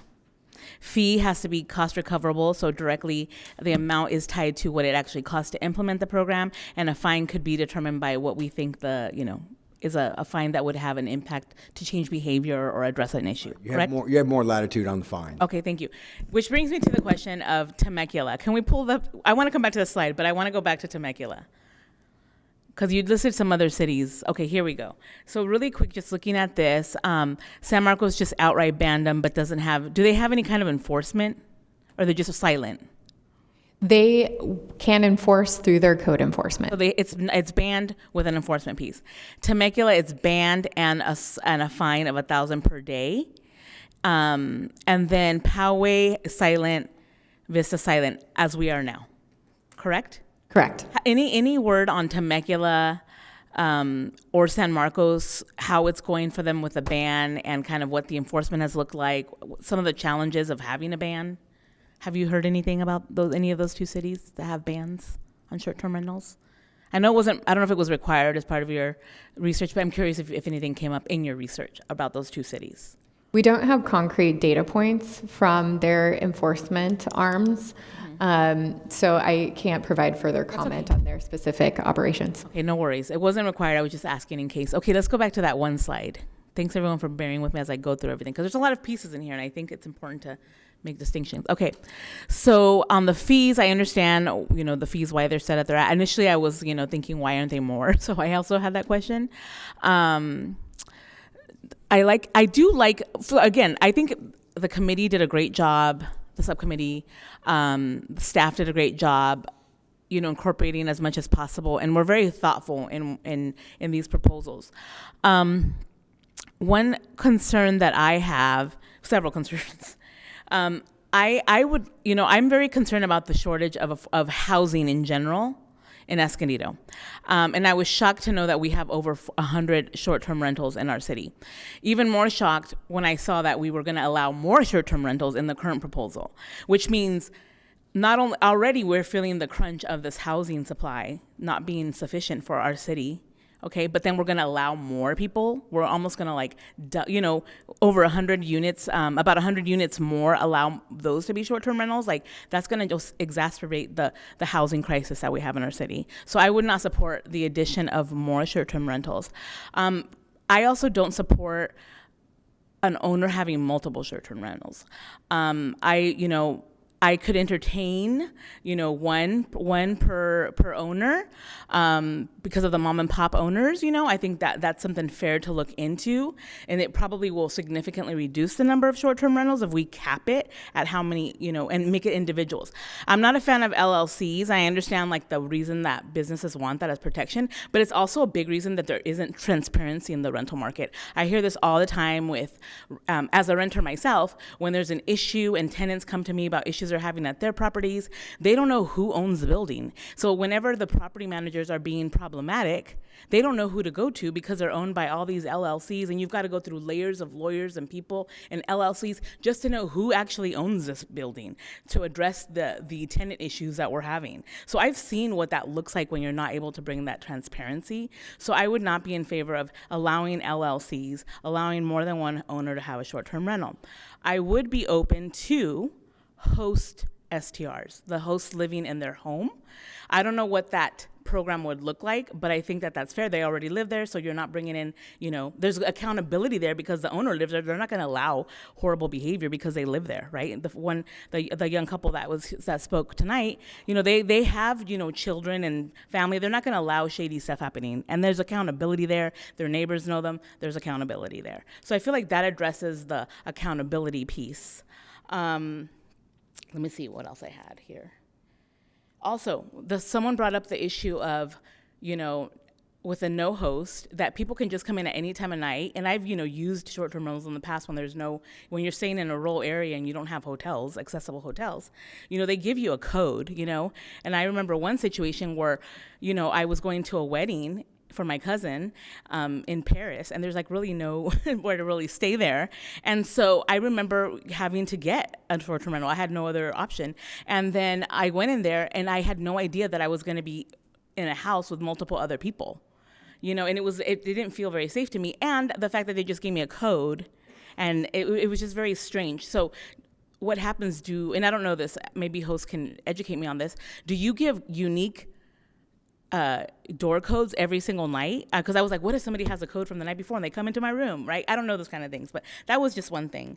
Let's see, I know there's more here. Hold on one second. Okay, another thing. Home should be your sanctuary. I know for me it is. And I want to be able to go home, know who my neighbors are, kind of know what to expect when I'm coming home from a long day of work, and be at peace and not have to worry about who's coming in and out of my neighborhood, who's the one opening that gate in my apartment complex. Sanctuary, that is so important. One's home is where they feel safe. So I very much empathize with the sense of having sanctuary in your home, and I do believe allowing over 100 short-term rentals in our city does not achieve that, and again exacerbates our housing crisis. Additionally, we do talk about the need for tourism in our city, right? And we've talked about potentially having a hotel in our city. Well, hotels are going to become obsolete if we continue to allow short-term rentals to just continue to grow and grow and grow. With hotels, at least, they do pay the TOT, they have insurance, they're zoned for that, and they create jobs, And to have that many rooms in one place, there has to be a place for people to go. So I would say that at this time, I don't support having short-term rentals in our city as drafted in this pilot program. I definitely have concerns that we would allow more than what already exists. If we were to ban short-term rentals, we would have over 100 rooms available for people in Escondido, literally in a few months. Over 100 vacancies would happen in our city overnight, not practically overnight, in a few months. But imagine that, and people could find a place to actually live in our city. People who live here and want to live here. So that's a way that we could really add housing in a quick amount of time to our city. And again, I would be open to the discussion of a host STR for mom and pop living in the unit housing. So those are my thoughts on this. Thank you. Sir? Couple of questions. The inspections that could potentially occur, is it going to occur with every single short-term rental that currently exists in Escondido? Will it be with the ones that come forward and register? And does that inspection also include looking at parts of the home that are being utilized for additional overnight dormitories, modifications of garages? If a home has been permitted and built as a 3-bedroom home and it's being advertised as a 5-bedroom home, how is that going to come into play if it were to be passed? Thank you for the question, Councilmember Morosco. So with this ordinance as it is written, every short-term rental will be required to undergo inspection, and in that inspection, the entire home will be inspected for compliance according to the regulations and also to our regular regulations that the city has. So any illegal conversions would be noted, the number of bedrooms, the number of beds in those bedrooms, as we limit it in this ordinance to 2 per bedroom plus 2 additional guests. So those items could be found in the inspection process. And in terms of existing versus future short-term rentals, in the implementation process, there will be a systematic way where we can notify what we know to be short-term rentals, that they need to come into compliance with the regulations. And so as they come into compliance, they will undergo an inspection. So Thank you for that. I appreciate that, because I think you're going to find several of the homes have been converted and do not currently comply with what is on the city register as to how those homes were built and the number of rooms and bedrooms and bathrooms that were originally permitted for those homes. And I think it's going to be very challenging for personnel to then take the next step. In other words, they've done a conversion. What's going to be the next step as far as the legal process of getting them into compliance? Any idea? They will get a notice of violation if they're not in compliance with current building codes, and then they're going to have to go through the same process that anyone would if they're, like today, building an improper addition or conversion. It's the same process. Same sort of process. Okay. Thank you very much. In regards to overparking, parking on the lawns, in the driveways, on the streets, taking up the neighbors, the neighborhood with additional cars, because a lot of it's been reported that there are short-term rentals that have an extensive number of people. I've seen them advertised for up to 18, 20 people that can come into the rentals. How is that going to be enforced? Is that going to be up to the police to cite them? Is it more than a citing? Can vehicles be towed? Just trying to figure that part out. I know if they go to a motel and they either have to pay for the parking at a hotel, or if they park there and they don't have a permit to park there, they get towed away. So in other words, will there be X number of permits per rental unit per night for parking? Thank you for the question. So parking is going to be limited to the driveway, to the associated parking spots for the approved unit that's approved for short-term rentals. So currently, as it stands, on-street parking is not allowed. Okay. So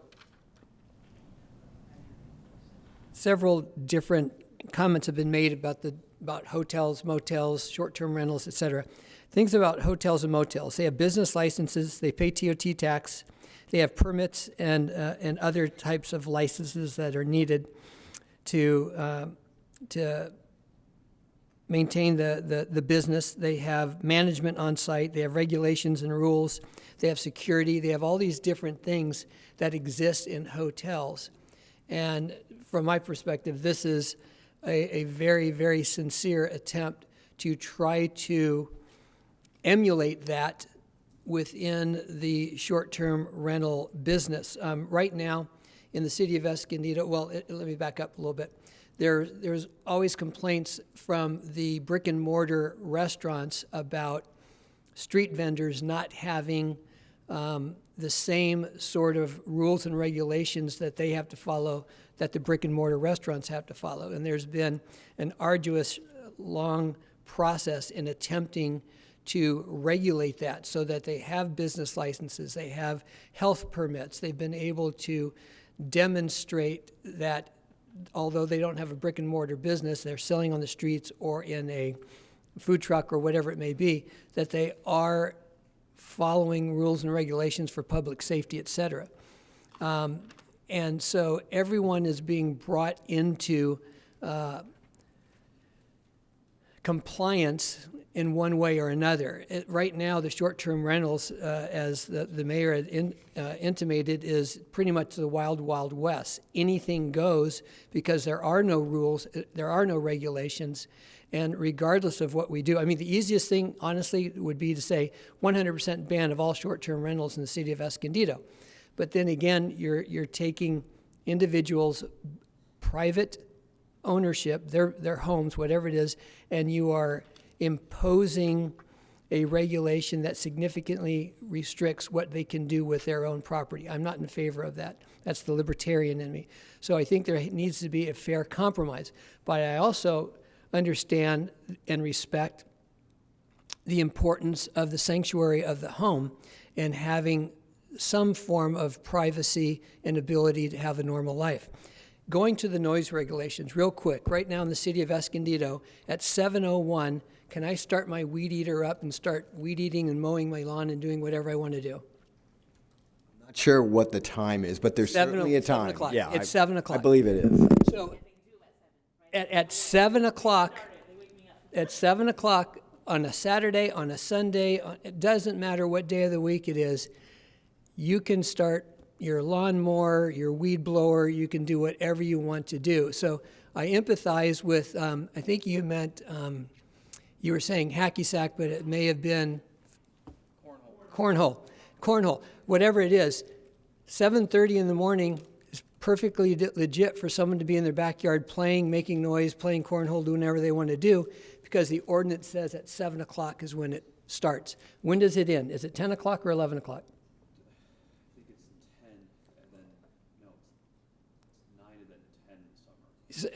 Yeah, some like that. So again, reasonable noise that is not, you had mentioned normal conversations that can be heard. That's not something that anyone can enforce or regulate, because that's permitted. That's what people are allowed to do. That's what people are allowed to do within their home, whether they're guests or not. They're allowed to do that. So that's a bit challenging. But what this does, it puts teeth into code enforcement and police ability to oversee and to make determinations as to whether or not there are actually violations that are reportable offenses that can be cited or whatever else. Because if we don't have any type of regulation like this, again, it's the wild, wild west. I'm not a fan of the 3-year trial. I much would prefer this to be a minimum of 5 years to find out, because I don't want 3 years from now for it to go back to what it is currently right now, which is anyone can do whatever they want to do. Not that I won't trust the future city council to make wise and appropriate decisions, but if I have my choice, it's going to be a longer trial period than just 3 years. I want to go back to the numbers. You said that the cap is 2% to 941 potential. Correct. Short-term rentals. 942 at 2% of the city's current housing stock. Okay, but if we put a cap at 250 versus the 2%, is that legal?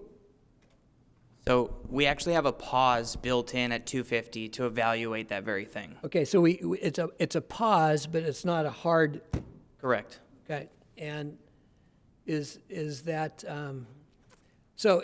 So at that, I think the language that We stopped taking applications at that point, we take a pause. We come to council. We report. And then a decision would be made about what the next steps is, because there would be a chance to adjust the ordinance at that point. Got it. And then what I picked up tonight is the next pause would be at 500, another 250. That to me is, like Councilmember Martinez stated, that to me is just mind-boggling. That we already have 181 in the city of Escondido. And by the way, the city of San Marcos right now online advertises 167 short-term rentals in the city of Escondido, city of San Marcos, that bans short-term rentals. So their systems, if it's not working, right? So, I mean, and then I also checked Temecula, and there's gobs of short-term rentals up in Temecula. So I think the enforcement arm portion of it is extremely difficult to impose, and I think this form of regulation is sensible, especially the ban, the 500-foot ban. To me, that's a no-brainer. And there could be potentially an application process that people apply for in regards to being grandfathered in if certain. What would be the proper word? If they're able to prove, demonstrate, historically or whatever else, that they have not had any type of violations or problems or issues. Again, that doesn't protect schools or students or children for future rentals. I'm just trying to figure out some way to, if there's a way for for the good for the good players to not be penalized because of the many bad players that are out there. Just thinking out loud. Some comments were made about and a bit snippy. It probably made the commentator feel better about how poorly organized or run or studied, or the little amount of work that's been done on this. And that's just, no offense, that's just ignorance, because there's been so much work done on it. There's been so much study done on it. There's been so much effort that has gone into this, from the management level, from department heads level, from staff level, from everyone. The police, code enforcement, everyone who has had to participate in this. And then there was it was alluded to that this is demonstrative of the reason why the city has an $11 million deficit because of poor management, decision-making, everything else. Well, look in the mirror, folks, because if you're saying that paying appropriate fees, licenses, and TOTs is going to bankrupt your business, that kind of indicates poor management, poor decision-making there as well. So, please look at it with an open mind and not with sarcasm the next time you come and speak to council. The idea of putting limitations of a single short-term rental per block, I think, has merit, but I don't know about the. I think the issue will be the same as was discussed about proximity, is that people will start pulling permits just to do it, to block the opportunity. Yeah. I would agree with that. I'm a little concerned about how that would. Okay, so then the other comment in regards to LLCs, well, there's a lot of properties that are out there that are owned by trusts as well, and it's not an LLC, but they own a trust, and you don't necessarily know who the owners of that property are because it's owned in a trust. And again, there are more and more properties that are being purchased by trusts. So that would be, again, very, very difficult to regulate or limit the number of short-term rentals that a particular entity could occupy or purchase or use, because all they do is they change the name on the title. One of the things that was brought up is that, and I don't know how this is even something that we can look into if we even would want to, but people buy a home, they get a loan that's based upon being their primary residence, and then they're using it as a rental. To me, that's something that's going to be between the mortgage company and the owners of the property. I don't see how the city could have any sort of oversight or jurisdiction in that area at all. Again, it was just something that's been brought up by the public before.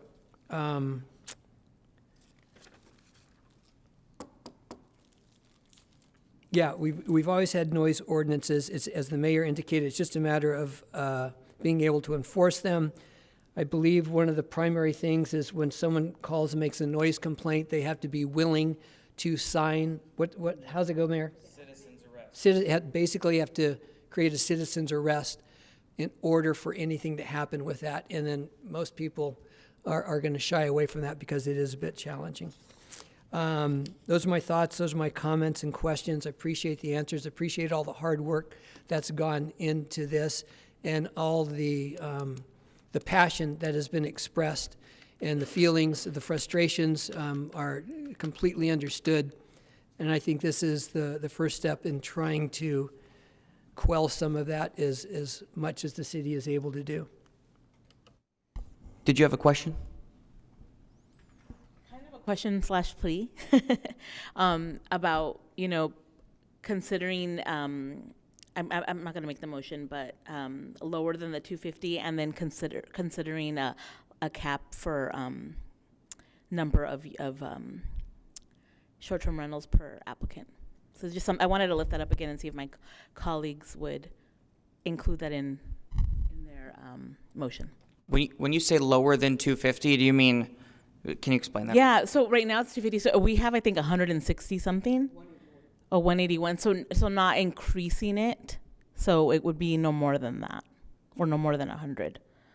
Because the idea that that's like those could potentially be housing, right? Like long-term housing. So not allowing additional STRs is a plea that I want to put out there, as well as I think what would also address that is limiting the number of STRs that an applicant can have. So just wanted to lift that up again. So I want to just repeat that the 181 number is what we think. It's not a definitive number. And I believe there was some conversations about, in quotes, grandfathering in, and that was going to be challenging to consider. Yeah, and I think Jennifer answered that question. I thought and I think it's clear.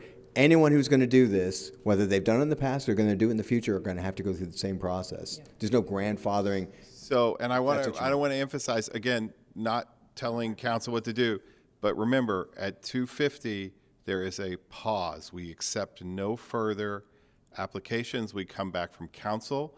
We should at that point have a complete map of what those are, and additional work can be done at that time. So I just want to, so again, I want to make sure that everybody understands, including anybody out there in the public, that there is a cap right now. There is some steps of where you could go, but council can amend that at that moment as well. Yeah, and I would here, I'll do this. I'm not willing to go down to limit the number that a single individual can own, but I'll make the motion to approve the ordinance, the short-term rental program, with the amendment to preserve the characteristics of city blocks, and then put a... Mayor, that you were out. Oh. The challenge with that is going to be exactly this exact same proximity. Folks could pull on a city block. Got it. And then you'd be in that same position. Okay. Well, then I'll move to approve the short-term rental program, but change the 250 number to 200 and do a review every 100 after that. The same, 2%. Is that open to for discussion? I guess we need to second it. Yeah, it needs a second. I'll second it as the subcommittee member. Okay. Did you have some discussion? Yeah, my concern is, as mentioned, the 181 is an estimate, correct? So my concern is, what if we have 201? No. Then the first 200 that come through, and then it comes to the city council for a review. And we'll know at that point if there's anybody on a waiting list at that point too. Okay. All right. Please open the voting. Voting is open.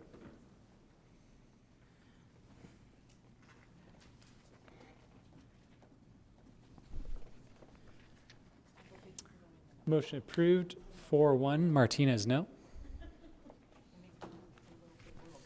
All right. Thank you, everybody. And don't go anywhere. Item 19 is actually a really good one. Entering into a ground lease between the City of Escondido and Round 1 Escondido Investment. Time's yours.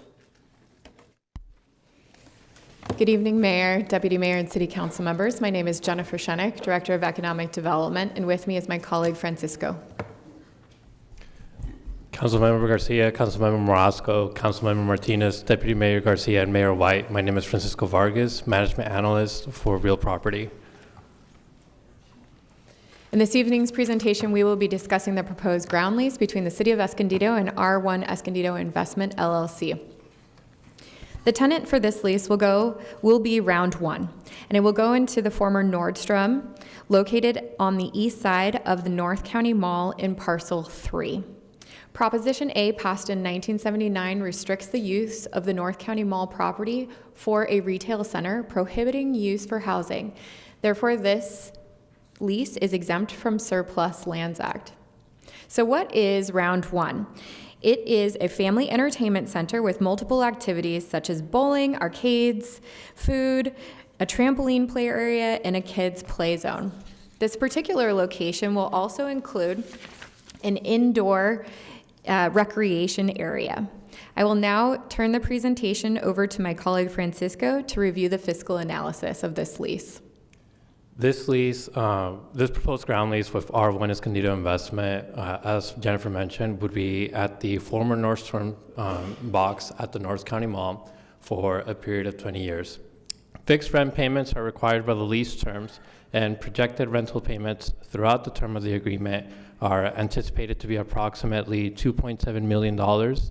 The developer estimates a capital investment of approximately $22 million for the site, with the business expected to create around 100 jobs.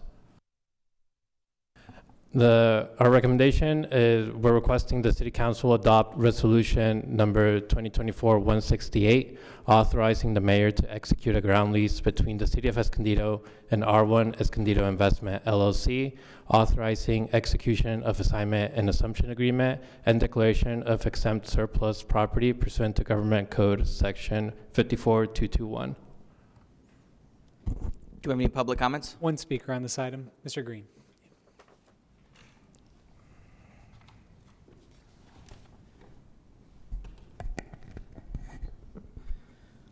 Good evening. It's an honor for me to be before the City of Escondido this evening. My name is Larry Green, and I'm leading the effort to bring Round 1 entertainment to Escondido. We think this is a really important initiative, one that will attract millions of visitors to North County Mall, create local economic opportunities, and most importantly, bring joy and delight to the families of Escondido.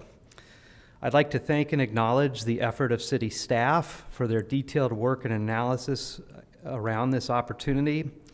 I'm pleased to report that we are all committed to proceed under the terms and conditions the city has recommended. You know, this has been a really tough deal to get done, just dealing with the macroeconomics of the day, the pandemic, inflation, interest rates. And I have to commend city staff and city leadership in your determination and for being there at each and every milestone. This is the work it takes to make an impact deal like Round 1 come together, and we thank you. As we continue to work over the coming weeks and months to finalize our plans and construction documents, I'm confident that all the hard work that we've done will allow us to have an expedited start of construction, and we're pushing to do that by 2025. Thank you again for your support and efforts, and I look forward to the day we can all be at the grand opening. Thank you. No further public comments on this item. All right. I've been hearing about this. You've been teasing us for like a year now. This is where I took my daughter up in Temecula. I took my daughter for her birthday last year, one of our favorite all-time places. So before I let any of my colleagues speak, I move to approve this item and would ask for a second. Perfect. Anybody else? All right. I'll say thank you so much for your work. Thank you. Yes. No, go ahead. Exciting. Very exciting. Thank you so much. It's going to be a game changer for not only that property, but I think for families in Escondido as a whole. And I'm so excited that you guys have promised to put pickleball courts in there. And That's not true. because that's the best thing you could possibly. No, thank you guys very much. Really, really excited about this, and it's going to be fantastic for Escondido. And the mall is awesome, so everyone go. It's awesome. So I'm excited. Thank you so much for everyone who made this possible. We've been wanting to talk about it for a long time, but we just couldn't. Voting is open. Oh, there's somebody, I think I won't know. Yeah. We actually can't have any dialogue this way. I'm sorry. I'm more than happy to stick around afterwards and answer your question.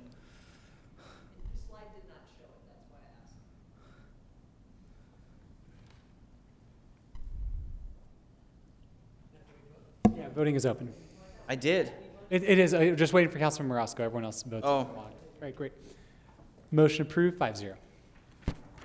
All right. Thank you again, everybody.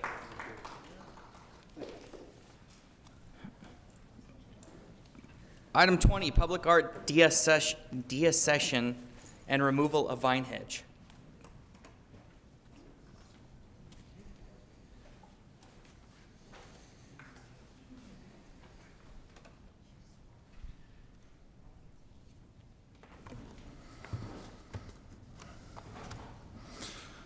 Well, good evening, Mayor, Deputy Mayor, members of the City Council. My name is Robert Rose. I'm the Assistant Director of Community Services, and I'm joined tonight by my colleague, Wayne Thames. He is the Public Works Manager, and we are here tonight to discuss deaccessioning of the Vinehenge Interactive Public Art Play Sculpture in Grape Day Park.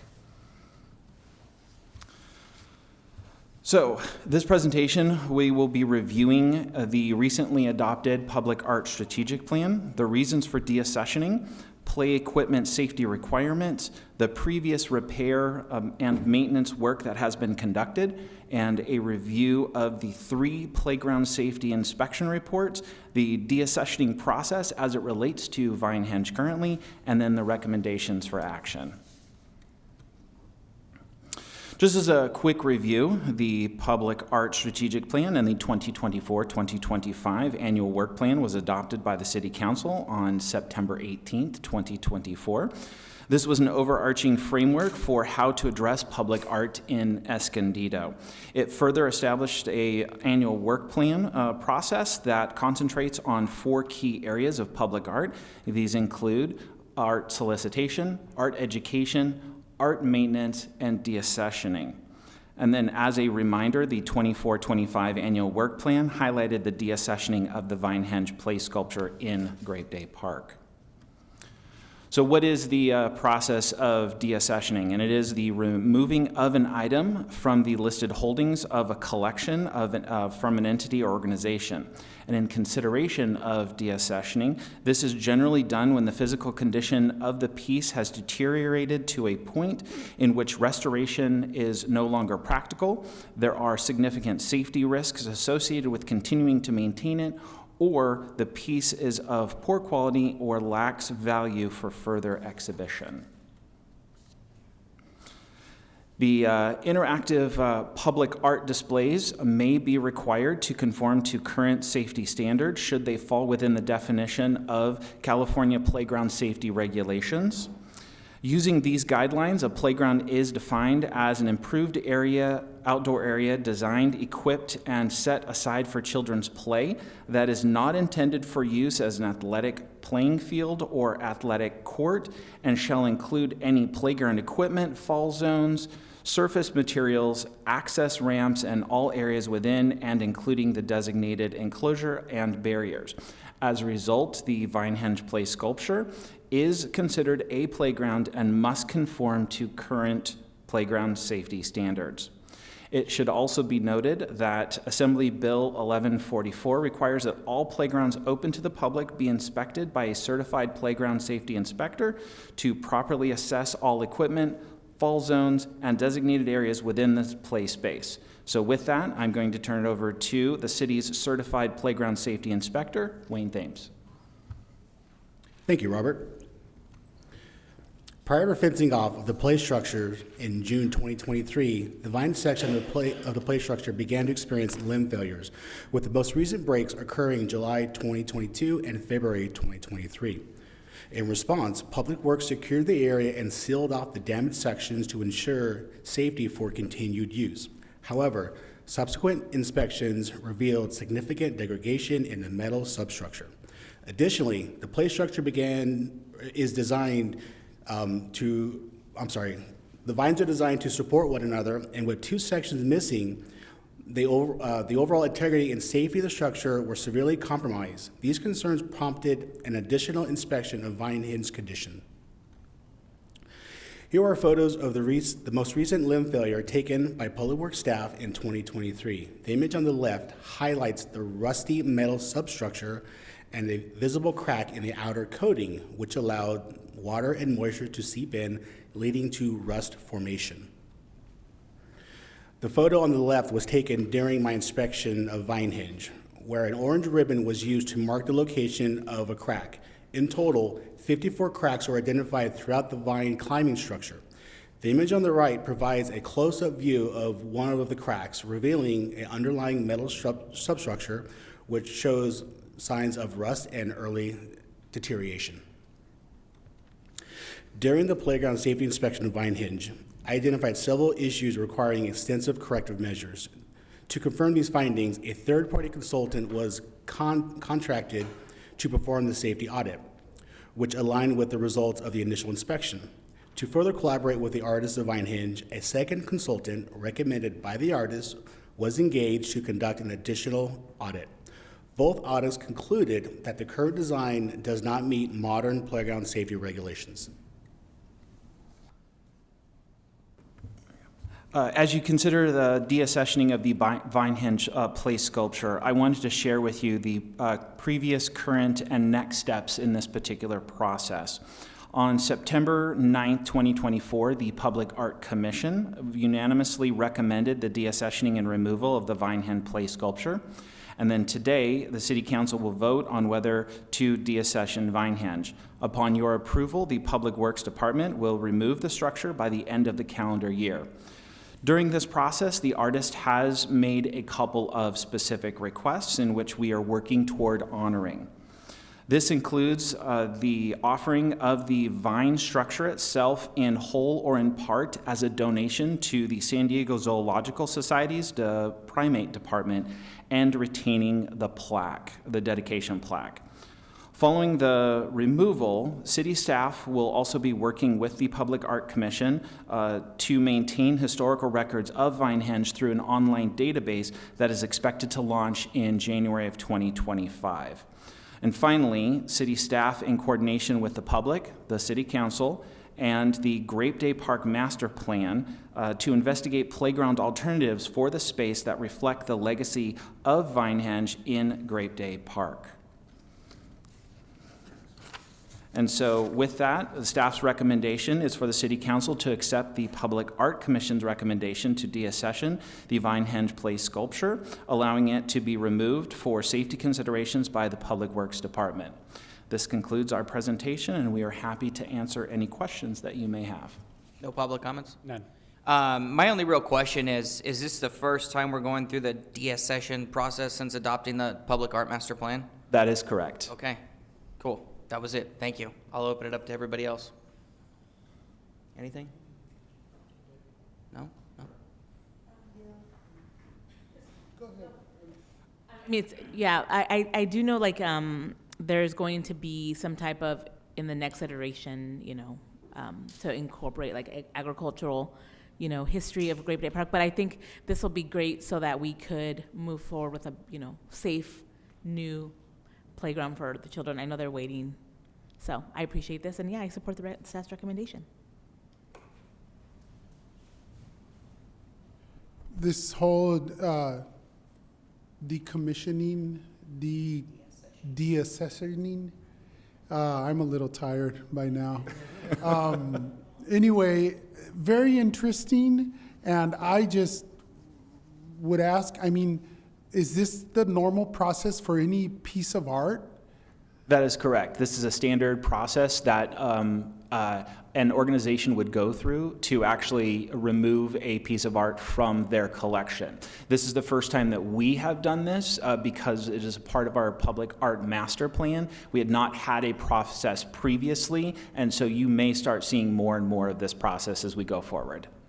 Okay. Wow. Well, I learned something new today. Thank you.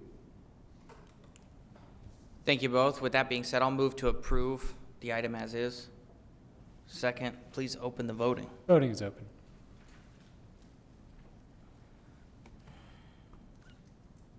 Motion approved, 5-0. Thank you both.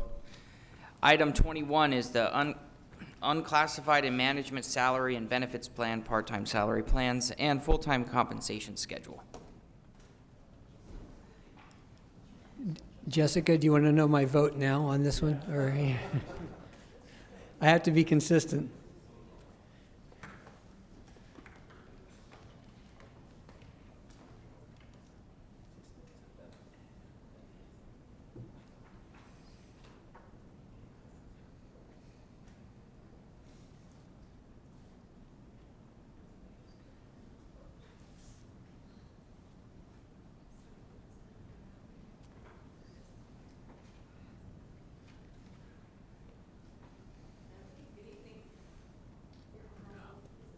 I think it might be muted. There's the button right there. Sorry. Thanks, Jessica. Good evening, Your Honorable Mayor and City Council. My name is Jessica Perpetua, Director of Human Resources, and with me tonight is Daniel Alvarado, HR Manager. I'm sorry, I think we're all getting a little tired here, sorry. This presentation will be covering the unclassified service, salary and benefit plans, and the full-time compensation plan. With that, I will turn it over to Daniel. Good evening, Mayor and City Council. I'll be discussing, as Jessica mentioned, the unclassified service, salary and benefits plans, and also our full-time compensation plan. The day-to-day operations, including management and unclassified employees' salaries and benefits, are under the purview of the city manager. The management and unclassified salary and benefits plan is updated annually, and in December of 2023, the council adopted the salary and benefits plan. In March of 2024, earlier this year, the citywide class and compensation survey results were implemented for all employee groups to bring all classifications closer to the market median. And in January 1st of 2024, the California minimum wage increases from $16 to $16.50 per hour. The part-time compensation plan and pay schedule has been adjusted to reflect the change to the minimum wage, and our part-time classification and benefits plan guidelines has been updated. In order to comply with the Public Employees Retirement Law, Public Employees Pension Reform Act of 2013, and Title II of the California Code of Regulations, pay schedules must be made publicly available and be approved by the governing body. As a result, staff recommends adoption of Resolution 2024-147, which amends and reestablishes the salary and benefits plan for the unclassified and management groups, adoption of Resolution 2024-148, which amends the part-time salary plan to adhere to the January 1st, 2025 California change to the minimum wage, and adopts the part-time and temporary employees classification and benefits guidelines. And last, adoption of the Resolution 2024-149, which amends and reestablishes the full-time compensation plan for all full-time employees. That concludes the presentation. I'm available for any questions. Do we have any public comments? None. I move to approve resolutions numbers 2024-147, 148, and 149. And second, any discussion? Please open the voting. Voting is open. Thank you both. Motion approved, 4-1, Morosco no. I was going to say something. Yeah. Were you? All right. Item 22, First Amendment to City Manager Employment Agreement and Second Amendment to City Attorney Employment Agreement. Okay, thank you. Again, Jessica Perpetua, Director of Human Resources. And tonight we will be reviewing the City Manager and City Attorney Employment Agreements. So both positions serve pursuant to the California Government Code, the Escondido Municipal Code, and an employment agreement. The city manager and city attorney are the only two city employees who report directly to the city council. Thus, their employment agreements implement the authorizing provisions of state law and the municipal code and provide the specific terms and conditions of employment, compensation, and benefits. This arrangement is typical for most California cities.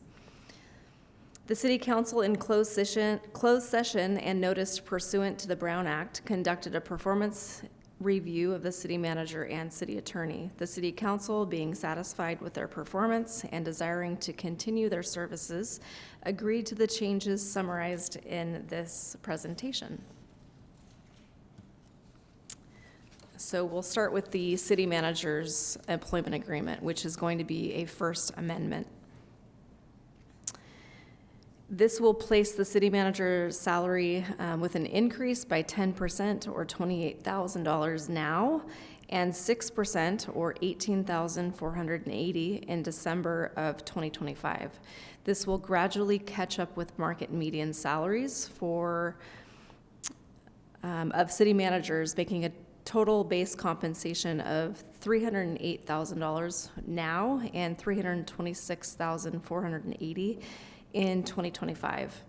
After serving for over 3 years as city manager, no salary or benefit increases have been received, so this will be a phased-in approach to get closer to market median.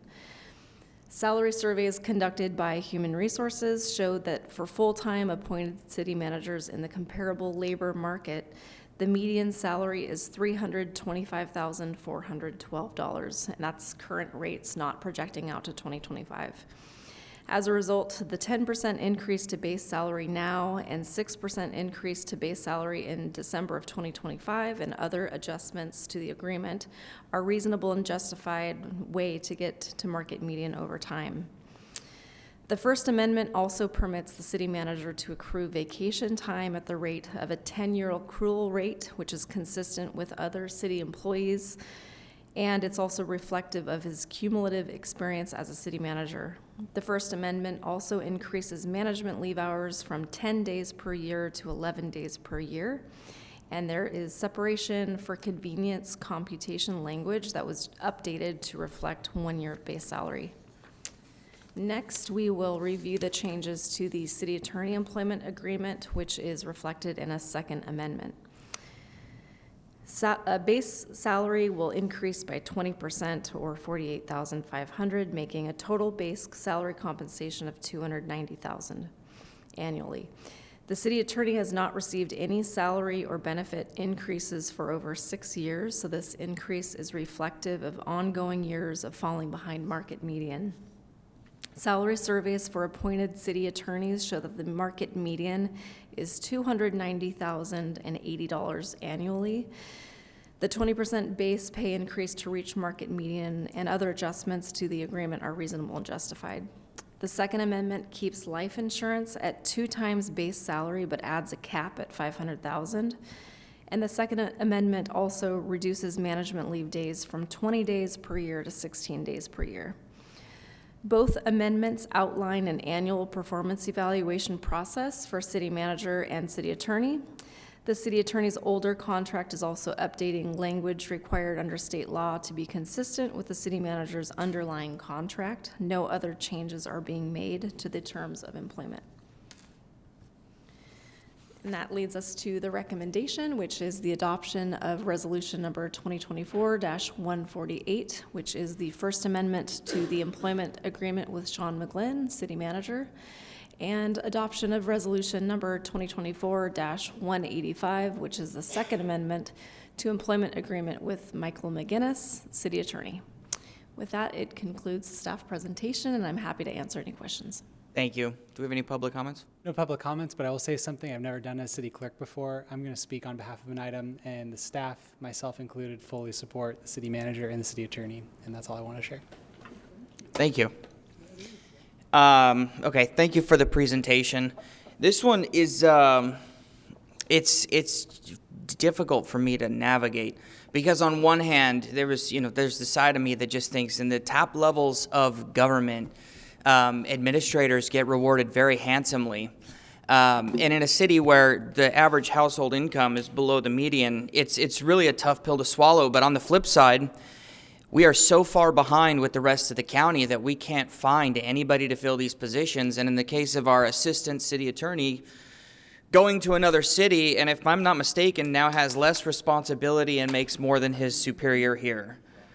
And you see the same thing in development services and engineering, and we've fallen so far behind as a city and waited to make these adjustments that, a 3%, just over 3% a year adjustment, or what would have been 3% turns into a 20%. So that's all I have to say on that. I'm happy to support the item. And in fact, I'll make a motion to approve item 2024-184 and 85. I'll ask for a second and open it up for discussion. Perfect. Thank you. I just want to say thank you both very much for your work, for your patience, in particular, Mike, your patience with all this, and it's greatly appreciated. Thank you, Mayor, for mentioning about the 20%, because looking at it, it's sticker shock, right? But when you think about, when you divide that by time, it is what, we're finally catching up, and these salaries are what is the going. We're not even at market in some of these, but it is what these are the amounts of salaries that municipalities and public agencies, that's just what it is, So we didn't create that, just so you know. We work within the system that already existed well before we got elected.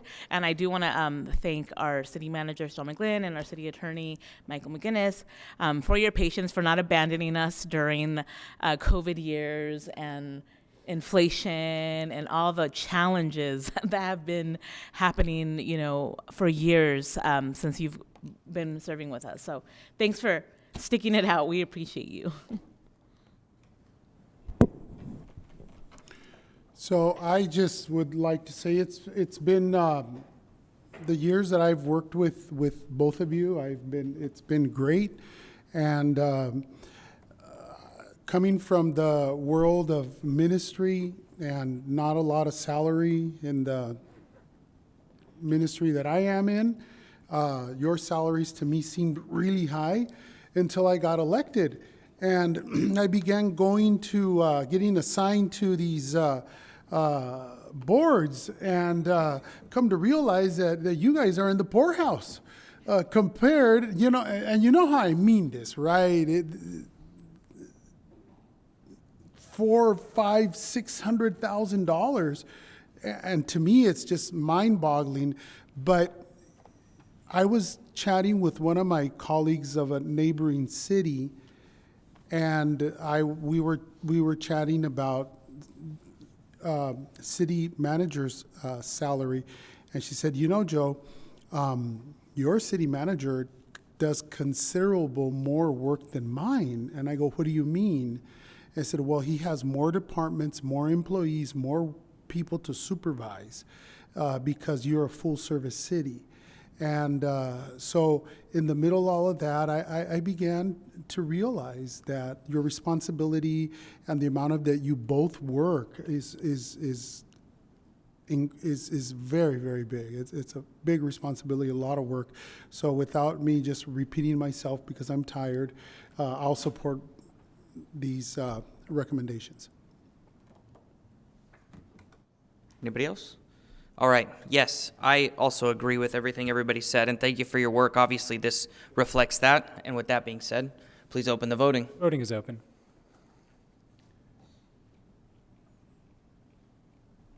Motion approved, 5-0. Anybody have anything they want to add to a future agenda? Please, God, no. Let's do our subcommittee reports, and please, please, please keep it brief. I'm done. NCTD this week and North County Dispatch today. I was, for Giving Tuesday, I was with the Salvation Army and ringing bells at Peterson's Donut Corner. It was a ton of fun in an effort to raise $10,000. Thank you to my community for the privilege of serving you. I'll keep it short and sweet. Myself and Deputy Mayor Garcia had a Center for their subcommittee meeting today, and I attended the Small Business Saturday. I'll save all the places that I visited for sake of time since it's late, and I hope everyone had a nice Thanksgiving. Thanks. Check out the roller rink. Thursdays, Fridays, Saturdays, Sunday. And also, just really, really quick, 2 items. Save the date for the 73rd Annual Escondido JC's Christmas Parade, scheduled for December 14th. And tomorrow evening between at 6:30 p.m., we're going to do the Community Development Block Grant and Home Investment Partnership meeting. I'm losing it to partnership meeting. And it's at East Valley Community Center, again, tomorrow at 6:30 p.m. But 5:31 tomorrow, Community and Unity under the Dome, correct? Yeah. Yes. 5:31. Any other public comments? It's adjourned. What time? 9:30.